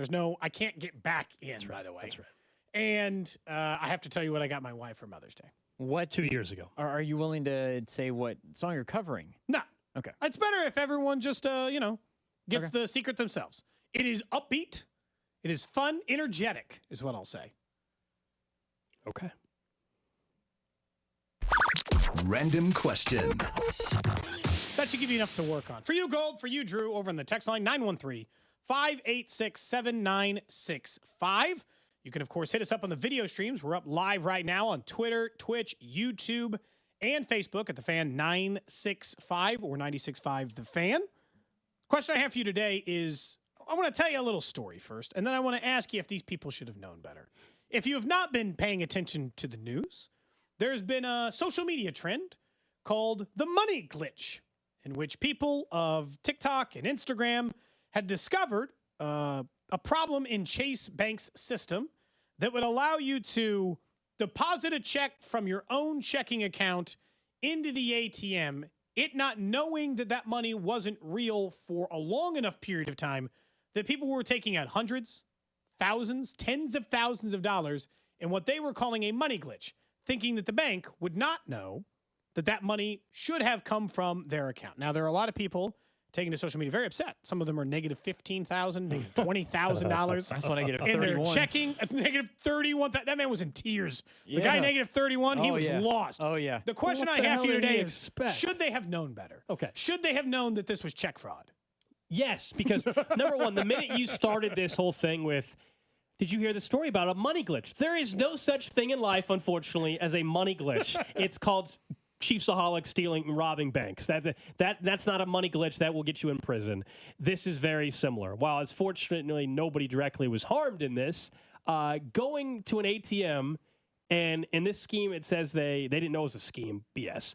Did you think that the bank was just going to let you keep free money? They deposited a check for a large amount of money, and then they logged back in, put their card back in, type in the PIN again, and then they withdrew all the money, all or the as money much as they back. would let them take. Yeah. What did they think? And then, so the guy crying that he's negative $30,000, he just thought he was getting hurt. $30,000 Also, for free. what did he do with that money? Yeah, exactly. Can't you give some of it back, or did you spend it all liquid? Like, if you bought a car, at least you could sell the car. The way he was crying, I think he spent it. Check kiting, whatever you want to use. An expert, Kimberly Palmer, a financial expert in this story, is quoted as saying, "Yep, that's pretty much just traditional check fraud. There's nothing really new about this." If this guy knew he didn't have $30,000 in his bank account, what did he expect was going to happen? I mean, if you try to cash a fake check, and like for the brief time I worked at a bank, there's plenty of people, even in my brief back time. then people were using checks more, yeah. Yeah, and I mean, but they're always trying to like bring in some check. I had to get in a big fight with, oh man, what was the family that they were a part of? I believe it was a Kemper at the time I was at the bank, and they tried to deposit a $500,000 check. It was a real check, but they had like $400 in their account. I'm like, look, I got to put this on hold. Like, why? I'm like, I don't know if they have $500,000. You got $400 in your account. Gold, you rolled in with $400 in your account, trying to give me a check for $500,000. Like, get the hell out of here. We're going to give you, we're going to make cash. 1% of that available. Yeah. Maybe. Yeah, go see your personal banker, and they'll figure out whether or not you can actually see this. I mean, cash. honestly, these people are morons. Anybody that thinks they can go to an ATM, they know deep down that they don't have $30,000 in their bank account, and then it somehow lets them withdraw $30,000. It's clearly a glitch. There had to have been a point in their conscience where they said, "This isn't a good idea. It's just not." Even though it's a trend, and even though it looks like it works, it's not a good idea. So stupid. It's not. Did it say ultimately have these people been arrested? They're not being arrested right now, but they are being asked to return a lot of the money. I would presume. I will presume that a lot of them are going to face some criminal liability and what is clearly check fraud. But I mean, it was just going to be like, look, it's a money glitch. All for a You trend. just put in this check, and then you take all your money out. You're like, they're gonna, like, also, it's one thing to commit check fraud. People do it. I wouldn't recommend it, but people do it, and some people have gotten away with, like, kiting checks for a very long time. I would not recommend that if you are committing a crime, don't show you committing the crime, you know? Don't then offer, in addition to that, video evidence of you standing at an ATM committing the crime. I would never recommend that. Gold, if you're, for as much legal advice as we've given on the show, don't videotape your criminal activity feels like a pretty easy one, right? Well, people probably didn't even the overall thought I think process some of them was honestly thought it was just a glitch. It's a trend, it's a fun thing to do. I'm going to do it because it's a thing, and it's a bad thing that obviously can get you in serious trouble. Yeah, there's no money. There's no money think about the glitch. repercussions. There's no a bank error that somehow benefits you. What's the closest thing to a money glitch? The over 830.5 for Travis Kelce this year? That's about closest for me on the money glitch department. Pretty much free money is what they're offering their you at the FanDuel. Chiefs over on their win total. Yeah, over 11.5 wins. It's something like that. But no, like any bank error, Cody, they may not catch it. You worked at a bank. They may not catch it that day or that week. Eventually, they're catching the error, whether it's a whether it's $100 error or $100,000 error. You remember there was a story a couple years ago where somebody they clearly made a mistake in their bank account. They added like 4 zeros to their bank account. Somehow they had, so all of a sudden Somebody clicked something they shouldn't. Yeah, sure. so they had over $1 million and millions of dollars in their account. And the person tried to flee the country. Like they withdrew they somehow tried to get out of the country, bought a car. They got caught. Of course you're going to get caught. The closest thing Someone must get away with a crime sometime, though, you know? The closest thing that's their argument. The closest thing to a money glitch, I think, is the popular $1 for $200,000 winnings of anytime touchdown parlays for the entire week. Yeah. That's a popular thing I'm seeing, like $5 to win $300,000 for. Yeah, and even that, you're pretty much just giving them your $5. Someone wants to know, what was your question? Were they wrong for thinking it was a money glitch? Okay. That's what I asked. Yeah. I asked a question really early on. Mostly, I just wanted to discuss this story because it's just so utterly ridiculous. Other than that, what's your spread for tonight? Come on. It's an opening game. What you're going to the game, you're actually going to cover it as a member of the whatever media. the Chiefs have in the press box is the spread. I will bet you $10 million it's chicken fingers at halftime because that's what it's at been. halftime. But what about at pregame? Every Chiefs game, it's like 4 choices. There'll be a like pasta, a chicken Alfredo pasta. Yeah. Works for me, man. Yeah, there'll be some sort of pasta in a Schaefer dish. They'll have some rolls available to you. The brownies at halftime, clutch. And then you can get a cookie or a brownie at halftime with your chicken fingers. Yeah, I'll be out there very early tonight. Very, very early to avoid the traffic disaster that will inevitably be there during rush hour. You don't think they figured it out this year? No. It's also going to happen right in the middle of rush hour. I mean, it's going to be a mess. Get out there early. People are already out there. We saw photos much earlier on today. People getting set, tailgating and everything. But I'll be out there. I think Mac and I are going from the station tonight. Any time that these questions come up from the 816, I feel like the way Cody asked the question, he's thinking in his head about how he could have gotten away with it. Yeah, what would you have done to avoid getting caught on this glitch? Would you have pulled out the money and just... Funny enough, one of the financial experts who was talking about this was like, check kiting is really common and it's hard for banks to catch if you just write a check for $100, deposit it, and then write a check for $200 and do it in a circle from 4 different bank accounts. But like, this is way too much money. It's too complicated. I'm not gonna try to commit check fraud. I haven't at this point in my life. Might as well. I haven't committed a crime in a long time. I've been really holding true. Someone points out, bank ops manager here, banking the most highly regulated industry in the country. The people that did this should be locked up. They're idiots. I tend to agree. It's tough. Tough to go to jail just for being stupid.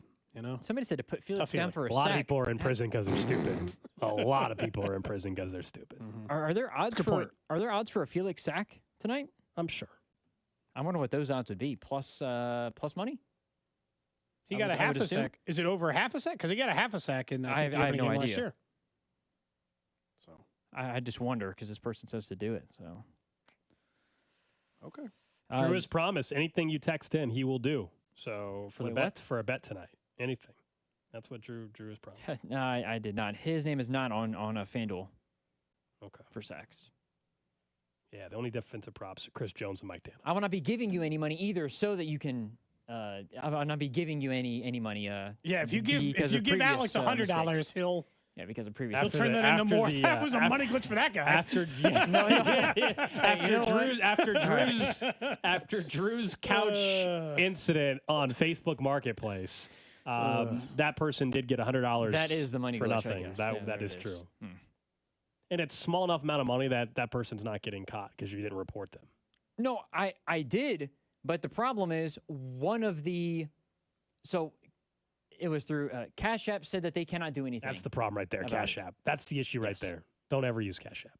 Yes, that's the lesson learned. Along with just sending people money in the first place. Zell's always the sketchier one. I think Zelle and Cash App are two of the more sketchy ones that you're kind of screwed if you send it to the wrong person, kind of thing, or they. Who did you send it to when you got scammed on those concert tickets? That was through in Houston, but we got them back. Remember? That was that. That wasn't Venmo. That might have been. That one might have been in my Cash App lesson back in the day. But I told you how that all played out. I was in Houston. Yeah, you got them back. Got screwed over on tickets for concert with Jay-Z and Beyonce. And then that same person posted another listing later on that afternoon. And I inquired from a different email address and said, hey, we're interested in the tickets. And so they sent me the first ticket because that's what they did the last time. And it was a real ticket or something. And then so that time I didn't send and I said, oh, actually, can you send me both? I just want to make sure they're real. And I never sent that person the money. So it ended up being a wash. And it was the same person, though. Great. So I actually got what I paid for. Or are you sure it was the same person? And you didn't just scam somebody else? Oh, I didn't scam You scammed somebody else? No. You got scammed, so you just thought you could scam whoever you No, it was you the liked? same email address of the person from before. I Good. emailed them from a different email. Smart. But it was their same email. We got them back. Smart. Anyway, up next. Thinking of Cody gives you an A+ for that one, Gold. Professor Tapp. Week 1 fantasy football lineups. Who are you going to play from the Chiefs and the Ravens? What about the rest of the weekend? Paul Charchian of GuillotineLeagues.com joins us next. This is Cody and Gold on your new home for K-State Athletics. 96.5, The Fan. Brought to you by Heartland Men's Health, the leader in men's sexual health. Thousands of men have been successfully treated for low T, ED, and more, all with discretion and compassion. Make your appointment at heartlandmenshealth.com. After calling up DuraVision for a free consultation, a few days later, all it took was 16 seconds. That's it. 16 seconds to actually start seeing better than I ever have in my entire life. After wearing glasses since, I believe, the 3rd or 4th grade, then contacts for much of my life until 3 years or so ago. I don't know why it took me so long to call up DuraVision. I think it was because, well, I was told in the past I was not actually a candidate for LASIK. You might have been told the same thing, but your eyes change, technology changes, and simply the best in Kansas City is DuraVision. Their trusted staff have performed over 65,000 vision correction procedures. And they took all these images of my eyes, they laid out a plan that was designed for me.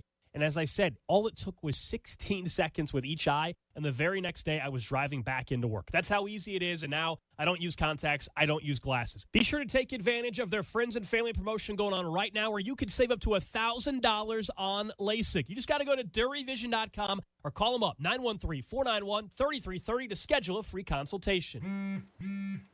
Your attention is precious. Pulled in a million directions for a million different reasons. Blue Cross and Blue Shield of Kansas City works hard to make sure your health insurance isn't one of the many things distracting you from what's important. By making healthcare easier to navigate, we help keep your focus on the moments that matter most. Like dinner with loved ones. Letting you focus on you. That's the benefit of Blue. Learn more at BlueKC.com. You've heard us talk a lot about FanDuel, America's #1 sportsbook. Well, we have something a little different for you now through September 22nd. All FanDuel customers can bet $5 and get a 3-week free trial of NFL Sunday Ticket from YouTube and YouTube TV. Then, with a YouTube TV base plan, you'll be able to watch every regular season Sunday afternoon out-of-market game. And all you need is a Google account and a current form of payment, and you can cancel anytime. Just visit FanDuel.com/Alex to download America's #1 sportsbook. FanDuel Sportsbook is the official partner of 96.5 The Fan. 21 and present in Kansas. Full price of NFL Sunday Ticket will be automatically charged seasonally after free trial. No refunds. Terms, restrictions, and embargoes apply. FanDuel is offering online sports wagering in Kansas under an agreement with Kansas Star Casino, LLC. Gambling problem? Getting help is your best bet. Call 1-800-522-4700 or visit ksgamblinghelp.com. Look alive, Kansas City! The Crown Royal Rig is headed your way Thursday, September 5th, outside Arrowhead Stadium, where you can pack a purple bag for charity and get a chance to win tickets to Super Bowl 59. Visit crownroyal.com for rules and more info. Please drink responsibly. Hey, it's Bob Fesco, and I'm here with Ryan Manning of Manning Roofing. We all know when a storm comes through, there may be a knock at your door with somebody trying to repair your roof. Inexperienced guys will be out and getting homeowners to open up claims. A lot of the times they don't show up for those adjustments. Photo takers might not document everything, and when the file examiner takes a look at it, it ends up in a denied claim or a partial. Give us a call. We'll go from there. Do what we did and set up your appointment today at manninggc.com or 816-448-8208. The choice is simple. It's Manning Roofing. Kansas City loves ribs. Smoky, savory, sweet, fall-off-the-bone ribs for just $15 or 2 for $25. You can grab a full slab of baby back ribs at Hy-Vee every Saturday and Sunday. Perfect for your tailgate or watch party.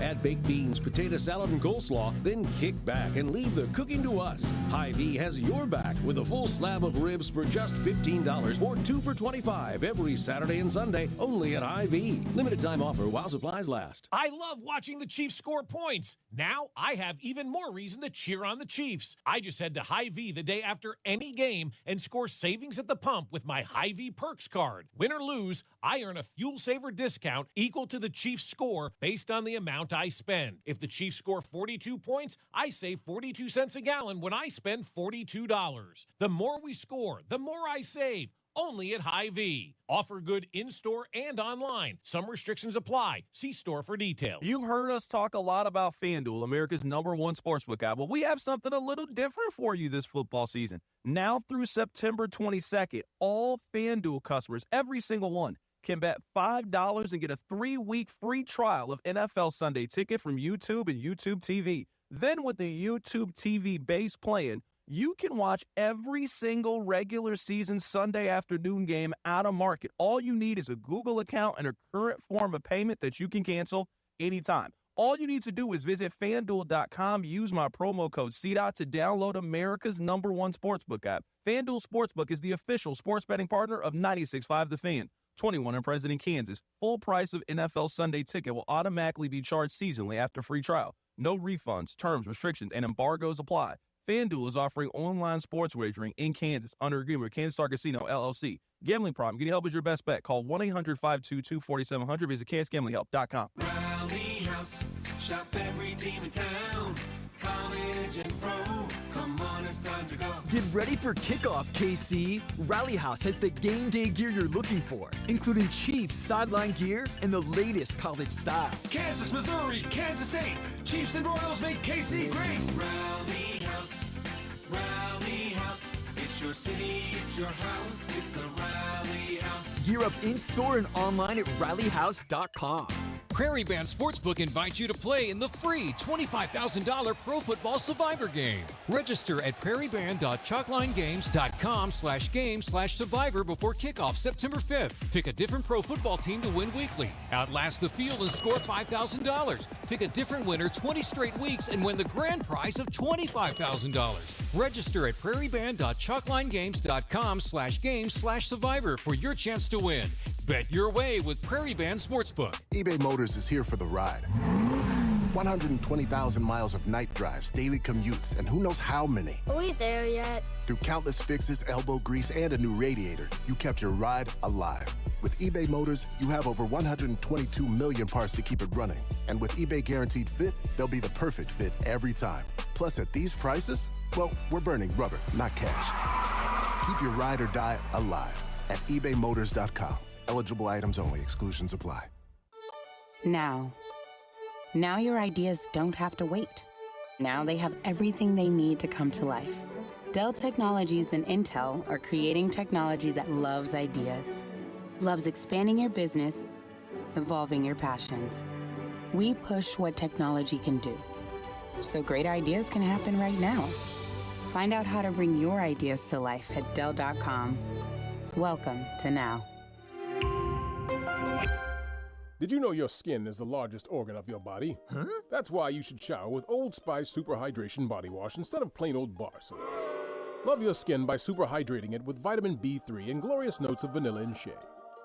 Did you know that my super hydrated skin is the second largest organ of my body? The first is my heart. Old Spice. Men have skin too. Old Spice Super Hydration Body Wash. 24/7 renewing moisture. With daily use. eBay Motors is here for the ride. Go ahead, feel your engine. Admire that perfectly installed exhaust. Your vehicle's moving along this freeway like it was made from fresh installs and a whole lot of love. With eBay Motors, you get over 122 million parts to keep it running. And with eBay Guaranteed Fit, they'll be the perfect fit every time. Plus, at these prices, well, we're burning rubber, not cash. Keep your ride or die alive at ebaymotors.com. Eligible items only. Exclusions apply. Inside the Huddle is brought to you by Blue Cross and Blue Shield of Kansas City. Discover the benefit of blue. You're listening to 96.5 The Fan from the Mission Plumbing, Heating, and Cooling Studios. Hey, it's Trey Smith, and you're listening to the home of the back-to-back Super Bowl champs on your home for Chiefs football. 96.5 The Fan. KFNC FM and AM HD Kansas City. WDAF HD2 Liberty, an Odyssey sports station.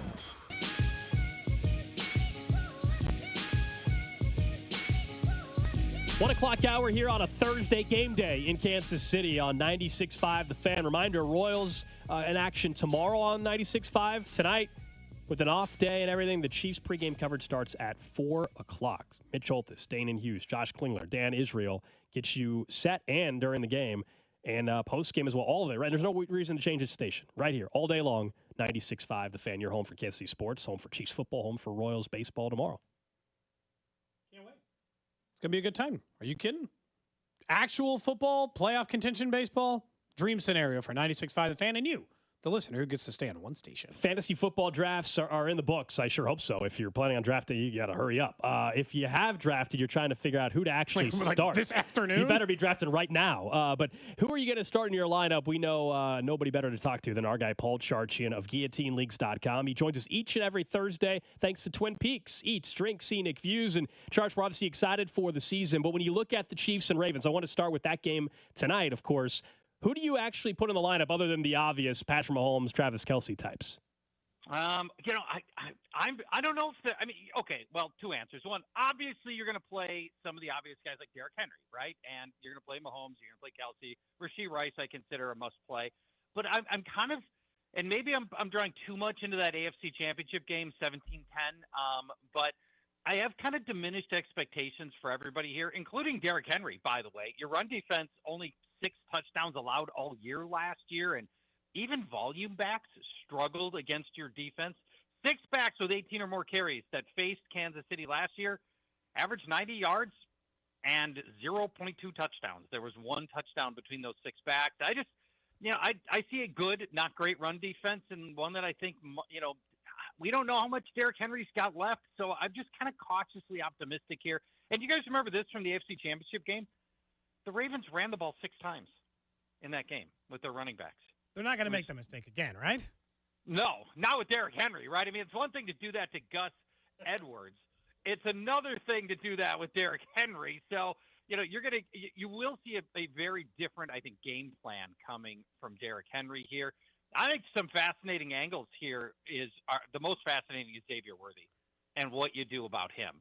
Because this is a brutally tough Baltimore defense. They only allowed 12 wide receiver scores all of last year, and only 2 were from speed guys. The other 10 were all like big-bodied receivers like Amari Cooper and George Pickens and T. Higgins and Keenan Allen, who all posted good games against Baltimore, big-bodied guys. But Worthy, so fast, Patrick Mahomes, you guys know this, his average distance of throw keeps getting shorter year over year, which makes him a little easier to defend. I think Andy Reid wants to put some deep balls to Worthy on tape to force future opponents to have to guard the deep sections of the field, which right now that they haven't had to do. So Worthy's the guy that I struggle with the most in terms of would I actually start him this week? And let me ask you guys, you're as close to this as anybody. Do you think Xavier Worthy pops in week 1 of his NFL career? The absence of Hollywood Brown is going to make me start him, Charch. I've got him in a league, and I'm going to start him just because of that. Maybe when he comes back and we see the numbers change, I go different. But the other guys, so I'm also curious because yesterday we were looking up on FanDuel, right? And they had Travis Kelce's yardage total at 830.5, which I thought was embarrassing. Way too low for a guy who's never done that except for the one time he had microfracture surgery his rookie season. What do you see him from a fantasy perspective? You got Travis Kelce. Are you getting number 1 tight end production again this year? We're talking 34 years old, right? Yep. 34 years old. I mean, the end is coming one of these years, but if you had been guessing the last several years that the end is here, you were very, very wrong. The metrics did show the slowdown in the second half of last season. Week 11 to week 18 didn't score a touchdown. Then obviously had a much bigger role in the playoffs, which your listeners know. I still think he's above the 900-yard range, which is about the floor that he ever puts up. So Still really optimistic. I'm his tight end 3 this year. So, obviously I still think he's an elite tight end, and I'm still super confident in Travis Kelce, and you're going to start him every week, including this one. Do you see this from the AFC Championship game? They targeted Kelce 11 times. He caught 11 passes. Right. Yeah, just dominant. He looked like the Hall of Fame tight end again during the postseason. That's now he's healthy. We all know he missed week 1 last year, so people are pretty optimistic. Yep. About what he's going to be able to do as we're talking to Paul Chardsheet of GuillotineLeagues.com. All right, let's go elsewhere in the NFL. The Minnesota Vikings, your neck of the woods. We know, unfortunately, it's going to be, I'll say unfortunately, Sam Darnold all year. You tell me if I shouldn't be saying unfortunately or not. I mean, what does this do fantasy-wise for Justin Jefferson and Addison, eventually, I guess, T.J. Hawkinson when he's healthy? Yeah, it's well, this game's a little bit tricky because the Giants might have the best front 4 in football right now. They have Brian Burns and Dexter Lawrence and Kayvon Thibodeau, and it's going to be great. The Vikings can't stop themselves from passing. We saw Kevin O'Connell last year. He was a former quarterback's coach, and the past 2 years he's ranked third in passing play percentage, and he didn't have Kirk Cousins for half of last year, and it didn't matter. Still kept throwing the ball constantly. So Sam Darnold's never been surrounded by this much competent coaching and players. I want to believe that we're going to get whatever good there is out of Sam Darnold, we're going to get here in Minnesota from him. And the Vikings are going to be trailing in a lot of games, and maybe even this week against the Giants. So I think he'll cap some players to some degree, but probably not Justin Jefferson. This whole offense goes through him. And let me mention this, guys. Jordan Addison. His rookie year last year, 900 yards and 10 touchdowns as a rookie. Cody, Alex, do you want to guess how many other rookies in the Super Bowl era, which is 56 years, have posted 900 yards and 10 touchdowns? I mean, we look up rookie wide receivers every year to try to set some regular standards, so I'm going to guess it's less than 10. Alex? Yeah, I'll go with 5. Yeah, 7. You guys split the difference. 7 ever. We're close. Ever. Yeah, I mean, so, Jordan Addison coming up a really good year. No T.J. Hawkinson. Now, he's coming off a really good year. A really bad offseason, when you fall asleep in the left lane of traffic at the wheel in L.A., that's not good. But, yeah, I think Addison is people are sleeping on Addison a little bit. I'm optimistic Sam Darnold's going to be non-garbage. But the opening schedule after the Giants is also brutal, and you'll need to factor that in as well. Charge, what are you doing with the rookie wide receivers? I think I got 2 out of 3 between my 4 leagues, but Marvin Harrison Jr., Malik Neighbors being the only target in New York, and Rome Odunze, who's in a crowded group, but people think is really talented. Who of those guys are you starting right away? I've got flex level starting grades for all 3 of them, and Neighbors is my favorite. I'll give you quick hitters on all 3. Neighbors gets a Minnesota secondary that gave up the 6th most fantasy points to receivers last year and was overhauled with a bunch of veterans at cornerback who other teams did not want, like Shaq Griffin and Stephon Gilmore. Roma Dunze gets the Titans against a defense that finished as Pro Football Focus's 27th ranked coverage unit. They overhauled their secondary. They got L'Jarius Sneed, who you guys know very well, and he's good. But he's going to have to cover DJ Moore or Keenan Allen, and that's going to leave Roma Dunze with far inferior coverage. So I like him too. The trickier guy out of these 3 is the one who was taken first, Marvin Harrison, against a good Buffalo secondary. Only 3 receivers topped 82 yards against the Bills all of last year. They allowed the 6th fewest fantasy points, and Buffalo's got 2 of Pro Football Focus's top 12 cornerbacks, Taron Johnson and Rasul Douglas, and Harrison's going to draw a lot of that coverage. So I'm actually more down on Harrison out of the group, but I think you can start all 3 in their rookie debut. None of the rookie quarterbacks, though, right? There's no way somebody should be starting a rookie QB. Well, I wouldn't say that. Caleb Williams, Jaden Daniels. I'm in starting week both 1? Those guys in various leagues. Yeah, I'm starting both those guys because the rushing prowess, right? Are the passing skills going to be great in week 1? No. Can they run the ball? Heck yeah. They don't need a lot of training for that. So I think the rushing skills that Jaden Daniels and Caleb Williams bring makes them fantasy startable, including this week. And I've got them ranked. Hang on. It's coming right here. Got them ranked as quarterback 9 and quarterback 13. All right. Okay, that's better than I thought. All right, that's better than I thought. as we're talking to Paul Charchian of GuillotineLeagues.com. Now, is there a player that you're watching like, hey, you need to see something out of this guy to really maybe fully buy in, that it's a question mark for you, but they've got a chance even in 1 week to solidify it? It's got to be Bijan Robinson, right? So last year he finished as the 12th highest scoring running back, 12th. But in fantasy drafts this year, he was going either second or third in fantasy drafts overall in the mid-first round. And to support that kind of elevated draft position, we need a massive uptick from Bijan Robinson in utilization. The problem is, and everybody just assumes that's going to happen because Arthur Smith is gone. But the problem is, offensive coordinator Zach Robinson is specifically, repeatedly saying that Tyler Algier is going to be heavily involved in this offense. Now, objectively, Bijan Robinson is way better than Tyler Algier. But sometimes that doesn't matter. Objectively, Aaron Jones was a billion times better than A.J. Dillon and didn't stop Green Bay from running a committee for years. And we know almost nothing about Zach Robinson because the Sean McVay coaching tree cycles out anybody instantly within fart-smelling distance of McVay. So you never get to know what these guys are all about. So it's a lot of moving parts here. If Bijan Robinson's going to handle the ball 18, 20 times a game, then fully justified. But we don't know that that's going to be the case, and people really rolled the dice on him in the first round. Charch, I do. I saw your tweet, so I do want to issue an apology as someone who's fallen into this trap many times over many years. I am sorry that you drafted Kyle Pitts. You'll regret it. You will regret it, Charch. It's never going to work. I've been trying to get him traded to Kansas City. I got to give up on this. It's never happening. It's never. Well, listen, this is the last chance, right? So here's the rationale is just this simple for drafting him. And by the way, I'm in a lot of leagues. I think 14 is my league count, and I got. Oh my goodness, Charch! 14? I know.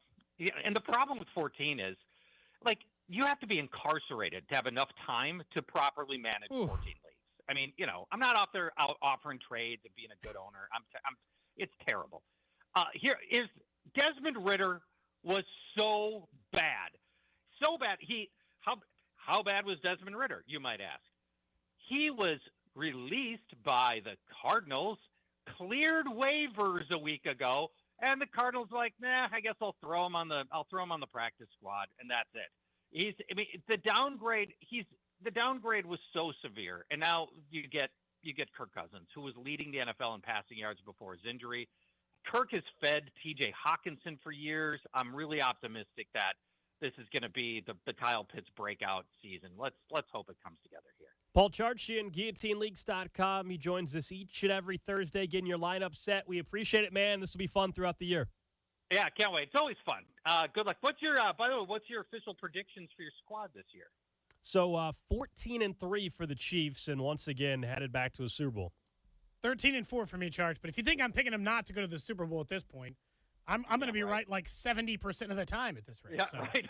So why not? Why pick against it? Right. You know? Right. I mean, at that point, you're just being a contrarian. All right. Thanks, Charge. Thank you. Bye-bye. And our conversations with Paul are brought to you by Twin Peaks Eats, Drinks, Scenic Views. It's good to have him back on. Someone says, I get excited when Charge talks about all the stats, and his numbers fire me up. That's a direct text we got in. People love Charge's segment. I do feel bad he took Kyle Pitts because the second I saw he had a hamstring injury again, I'm like, never again.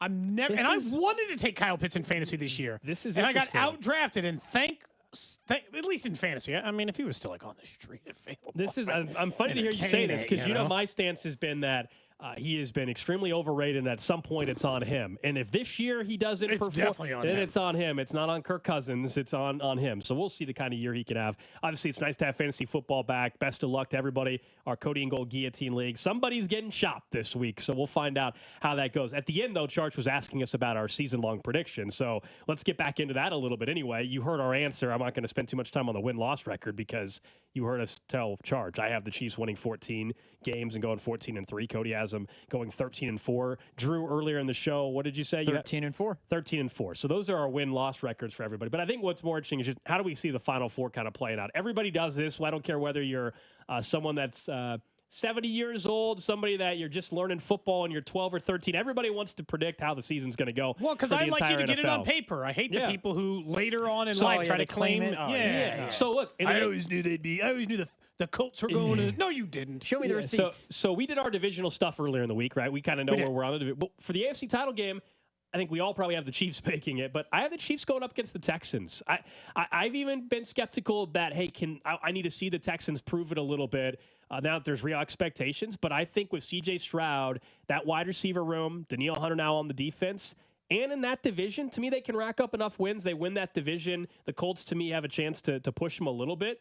But Chiefs-Texans, AFC title game at Arrowhead. They'll play twice in like a 3-week span.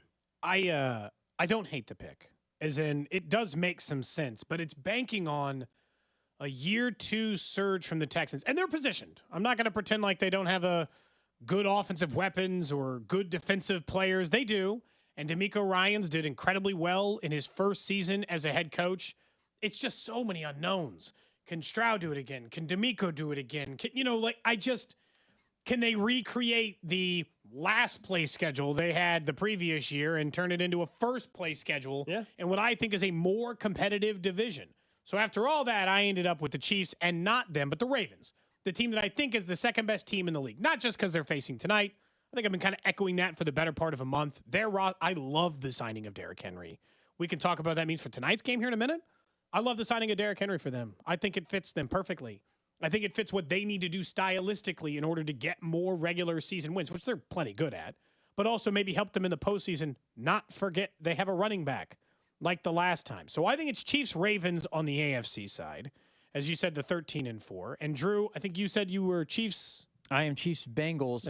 Out of curiosity, Gold, the way that Cody and I put ours, we put opposing team, then the Chiefs, as if the Chiefs are hosting. Do you think the Texans are hosting? Because you have Chiefs. I was just curious. Yeah, Chiefs. I think the Chiefs are hosting it as well. I think the Chiefs are the number one seed. I think they are as well. Yeah, I thought I said Chiefs at Arrowhead against Texans. At 14-3, they better be the one seed. I'd be Who the hell is 15-2? I'd be stunned. I guess what the Texans and Chiefs are both 14-3, and the Texans beat them. Texans beat them in December. I mean, I guess that's the only scenario where that comes into play. But yeah, so that's gonna be a problem. Then on the NFC side, where are you guys at? Because I still think the 49ers, just like the Chiefs on the AFC side, I think the 49ers are clearly the best NFC team. That doesn't always mean you make it to the NFC title game, but I think they do.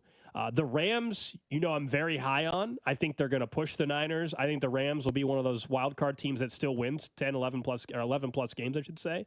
I have the Niners and the Rams in NFC West, NFC title game. I love the Rams offense if they stay healthy. And I don't know how you couldn't. Matt Stafford, when healthy, is still a top 5 quarterback. I mean, he plays like it when they've got it going. 1,500-yard Puka Nacua to go with almost 2,000 yards not that long ago from Cooper Kupp. Kyron Williams and Blake Corum and Sean McVay's offensive mind. Boy, that offense could be. I think if they stay healthy in that unit, that's the number 1 offense in the NFL. That's the best offense in the league. Could be. But, they haven't stayed healthy, so I did not choose the Rams. Okay. And I did not choose the 49ers because Brock Purdy's going to have to prove it to me that he's a perennial in the NFC championship game kind of player before I do that. I went off book a little bit here. I'm buying into the Packers hype a little bit. Not way in, but I think they're in the NFC championship game, and I think that they're going to be one of those teams that competes. I have an all NFC North championship game. I have the Lions and the Packers facing each other in the NFC. I think the Lions, again, plenty of weapons. That's not their issue. Retain their entire coaching staff. I think it's one of those two teams is going to emerge, in my opinion, of the NFC North champion. And when they emerge as that, I think they'll be coming out of the best division in football. I think they'll be coming out of the most competitive division in football. And then I just think somehow those two teams find their way. Brock Purdy, I got nothing against him. He's done very well in the league. There are very few quarterbacks I think are just going to go to a championship game, like an AFC or conference championship every year. And I don't feel that about Brock Purdy yet. So I hear you. It's just that roster's really not changed. It's the same. No. Unless McCaffrey gets hurt. Same head coach. Still have Debo. Still have Ayuk. Still have Kittle. Still have McCaffrey. Still have Bosa. Still have Fred Warner. Yeah, I know. I think that's where our judgment of Brock Purdy is going to come after he gets paid. Really, is where it's really going to come. I have the Green Bay Packers in there, and then I got a little bit of a surprise. I got the Atlanta Falcons in there. I said that's not crazy. Before right? they that's signed Kirk. to make the NFC title game, though, I think it might be a little bit more of a stretch. It could change how don't everybody perceives Kirk Cousins. You know, I'm very high on Kirk Yeah. Cousins. I think people are way too hard on him, but one of the fair criticisms is postseason success. He really hasn't been in the postseason all that often, but if he were to do what you're saying, which is make it all the way to NFC title game, well, that definitely ends a lot of that. And in year one, and it's really a 2-year, 3-year window there in Atlanta to make it happen. This is why they brought him in. So I don't think it's crazy. You should look up the odds on them to make the NFC title game. I think you like the number that you could probably find. I think they're going to win that division pretty comfortably. And then you have in the Super Bowl, then I'm assuming you have the Falcons then against the Chiefs, right? No, unfortunately, I have the opposite of that. I have the Green Bay Packers and the Cincinnati Bengals, of course, in New Orleans. There's just no way that's ever the Super Bowl. In I no know, universe is that the Super Bowl Cody matchup. definitively is shutting it down. Hang on a second. Listen to that. Does it Hang even on. sound right? Yes. Packers, Bengals, no way. Possible. It is. It's Bengals, more. It's Green more, Bay, and hold on. Cincinnati. Okay. It's more possible than Jets Falcons. I mean, I Yeah. agree with that, I guess, but yeah. Who's your? By the way, since we're doing all this, who do you guys think is the NFL MVP? Josh Allen. I think Jordan Love. I think you're all in on Jordan Love. You It's fine. are. You really are though. You're all in on Jordan Love. I think Clearly with the Packers picking the Super. Remember, for those that just I know you know, but for those listening, MVP it's voted on before the regular season. So a lot of people have been making the case for Mahomes. I get it, but using he always is going to be in the conversation. And using three-peat as the reason, I push back on that. Good narrative. Unless they're unless Bad they're offense last year, but unless they're 15-2, the three-peat narrative doesn't apply to the MVP. We're not going to know until voting would have already take place. So he is the favorite for a reason. I have Josh Allen, and it's not like his odds are way back. He's got the second best odds. He's 8-1. I think the narrative, what you were about to say, Cody, the narrative is on the side of Josh Allen. They got rid of all those guys. Everybody's kind of started to think the Bills' run is over. I disagree. It's a division that people think maybe they don't win. And, yeah, he lost his weapons. That's the narrative that's out there. And if he goes and puts up big numbers and still wins his division, I do think Josh Allen's in a really good spot. So that's been my MVP bet for 2 months now. Matt Stafford. That's who I'm going to bet. I like it. He's going to put up some numbers. Yeah. Look at the weapons in McVay. And again, Stafford's healthy. And when healthy, Stafford does things. I like Matt Stafford because if their narrative is easy. Take the division, and it's yours. Now, look, I know I got a problem because I can't guarantee they're going to win the division. That's tough. Because the 49ers are in it. But I personally have that same question with Josh Allen, who I also like as an MVP. But you would agree the division, getting over the Niners is tougher than what the Bills are doing. But I'm like, I picked Miami to win the division. So I'm back into the same boat where I'm like, I'm not sure either of these guys are winning the division for sure. So I'm going to put up the guy that if he won the division,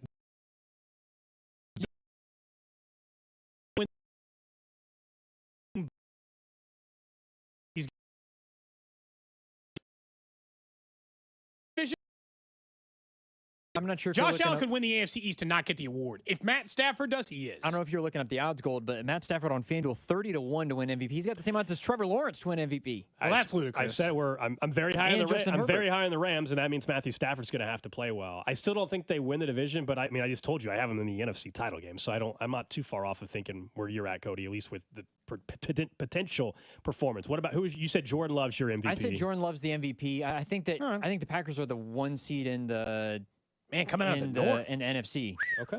All right. knows? Those are our thoughts. That would be the reason why. I guess it's not going to come out of the NFC South, that's for sure. We're way late, but real quick, obviously, I have the Chiefs and 49ers in the Super Bowl, by the way. I have with the Chiefs winning. I would assume you have the Chiefs winning. I have the Chiefs winning a rematch again, third time they're playing the I Niners. will be planning on. I will plan on taking the Wednesday off after the Super Bowl because I think the Bengals are going to win their first ever Super Bowl. Good luck, Drew. Yeah, don't. the I'm not hopes are worried high, about that. baby. We don't need to pre-schedule a fill-in. I'm not worried. Pray that we get through Sunday Drew with also a thinks healthy there's a quarterback. money glitch and Santa's real. No, hey, no, hold on. Settle down. Up next, we'll get to... Someone said we were bullying him I've been scammed, but We've been not accused like of this. bullying Drew today. We've been accused have of that. been. Up next, we'll get to what's trending and right back into tonight's game, which is getting closer and closer to kicking off.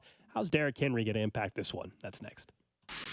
This is Cody and Gold on your home for Kansas City sports. 96.5, The Fan, brought to you by Heartland Men's Health, the leader in men's sexual health. Thousands of men have been successfully treated for low T, ED, and more, all with discretion and compassion. Make your appointment at heartlandmenshealth.com. Twin Peaks is the best in the game. Here, it's bigger game days and bolder fight nights. I mean, where else can you find a scratch kitchen that always comes in clutch every day from lunch to late night? Only at Twin Peaks, the #1 sports bar. Get ready! Pro football kicks off tonight. Two of the most exciting teams will be going helmet to helmet, KC and Baltimore. Grab a 29-degree beer and watch at Twin Peaks to start the season off with a win. Twin Peaks. Eats, drinks, scenic views. What's up, Kansas City? It's Mitchell Schwartz. You know, there's nothing easier to enjoy than watching the Chiefs with some wings and an ice-cold Bud Light. And Buffalo Wild Wings is serving up both for every game, all season long. Join me at the Buffalo Wild Wings located at 152 Highway and North Flintlock Road in KC Mo on Thursday, September 12th. I'll be there with the crew from 6 to 8 p.m. celebrating the back-to-back Super Bowl champs while eating some wings and drinking $5 Bud Lights. Nothing easier to enjoy than that. Bud Light, easy to drink, easy to enjoy. Enjoy responsibly. Anheuser-Busch, Bud Light Beer, St. Louis, Missouri. I'm McCall from Lee Summit Subaru, and we're committed to helping our community through the Subaru Love Promise, like our commitment to Hillcrest Transitional Housing to help solve homelessness. Lee Summit Subaru also sponsors several pet adoption clinics like Midwest Animal Rescue and events each year such as Dogtoberfest. It's all part of the Subaru Love Promise, and we're committed to helping our community fall in love with driving again at Lee Summit Subaru. LeeSummitSubaru.com. He's your cooling magician. Dick Ray is a man on a mission. When it's hot and humid, your AC's failing and it's causing quite the fuss. There's an AC expert you know that you can trust. He's there for us. Call Dick Ray. He's your cooling magician. Hey, it's Dick Ray. Schedule your AC tune-up, only $79. 913-DICK-RAY. You heard us talk a lot about FanDuel, America's #1 sports book. Well, we have something a little different for you. Now through September 22nd, all FanDuel customers can bet $5 and get a 3-week free trial of NFL Sunday Ticket from YouTube and YouTube TV. Then, with a YouTube TV base plan, you'll be able to watch every regular season Sunday afternoon at-a-market game. All you need is a Google account and a current form of payment, and you can cancel anytime. Just visit FanDuel.com/610Bob to download America's #1 sportsbook. FanDuel Sportsbook is the official partner of 96.5 The Fan. 21 and present in Kansas, full price of NFL Sunday Ticket will be automatically charged seasonally after free trial. No refunds. Terms, restrictions, and embargoes apply. FanDuel is offering online sports wagering in Kansas under an agreement with Kansas Star Casino, LLC. Gambling problem? Getting help is your best bet. Call 1-800-522-4700 or visit ksgamblinghelp.com. Prairie Band Sportsbook invites you to play in the free $25,000 Pro Football Survivor game. Register at prairieband.chalklinegames.com/game/survivor before kickoff September 5th. Pick a different pro football team to win weekly. Outlast the field and score $5,000. Pick a different winner 20 straight weeks and win the grand prize of $25,000. Register at prairieband.chalklinegames.com/game/survivor for your chance to win. Bet your way with Prairie Band Sportsbook. Here are 4 reasons to buy the Royals Sunday 4-pack. 1. The Sunday 4-pack means your crew scores big. You get 4 tickets, 4 hot dogs, 4 sodas, and a parking pass. 2. It makes your Sunday a fun day every Sunday of the season. 3. You can choose your view. Watch the game from View Reserved, Outfield Plaza, or Field Plaza. 4. Prices start at $60. Presented by Price Chopper. Learn more at royals.com/fan value. All right, when it comes to getting life insurance for your family, a lot of excuses can get in the way. But ask yourself this: if something were to happen to me, who would pay the mortgage, the kids' education, and the other bills? Then forget the excuses and check out Ethos Life, the online, easy way to get life insurance in 10 minutes. Ethos has rates that you can afford, like a $500,000 policy for a 40-year-old male starting at $1 a day or $30 a month, with a few health questions and no medical exam. Get your free quote right now at checkethos.com. That's checkethos.com. Not available in all states. Rates do vary. Hi, I'm Kamiko, the founder of Miko's Hot Chicken. When we started our family restaurant, we were also raising a family. But let me tell you, it wasn't easy. Our Chase Inc. card was there to reward us on all of our business needs. Now we have a thriving location, and we're hungry for more. With the Chase Inc. Business Unlimited card, you can earn unlimited 1.5% cash back on every purchase, so your business can go from here to possible. Chase for Business. Make more with yours. Real business owners compensated for their participation. Cards issued by JPMorgan Chase Bank and a member FDIC. Subject to credit approval. Terms apply. Wake up. Breakfast. And Nature Made vitamins. Whatever your morning sounds like, Nature Made fits right in. Whether you're looking for vitamin C or a multivitamin to get key nutrients, we've got you covered. Now that's a good morning. We take care of you so you can take on your day. Start your day with Nature Made, the #1 pharmacist-recommended vitamin and supplement brand. Based on a survey of pharmacists who recommend branded vitamins and supplements. What's that sound? That's the sound of Downy Unstoppable scent beads going into your washing machine and giving your clothes freshness that lasts all day long. There it is again. It's like music to your ears, or more like music to your nose. That freshness is irresistible. Let's get a Downy Unstoppables bottle shake.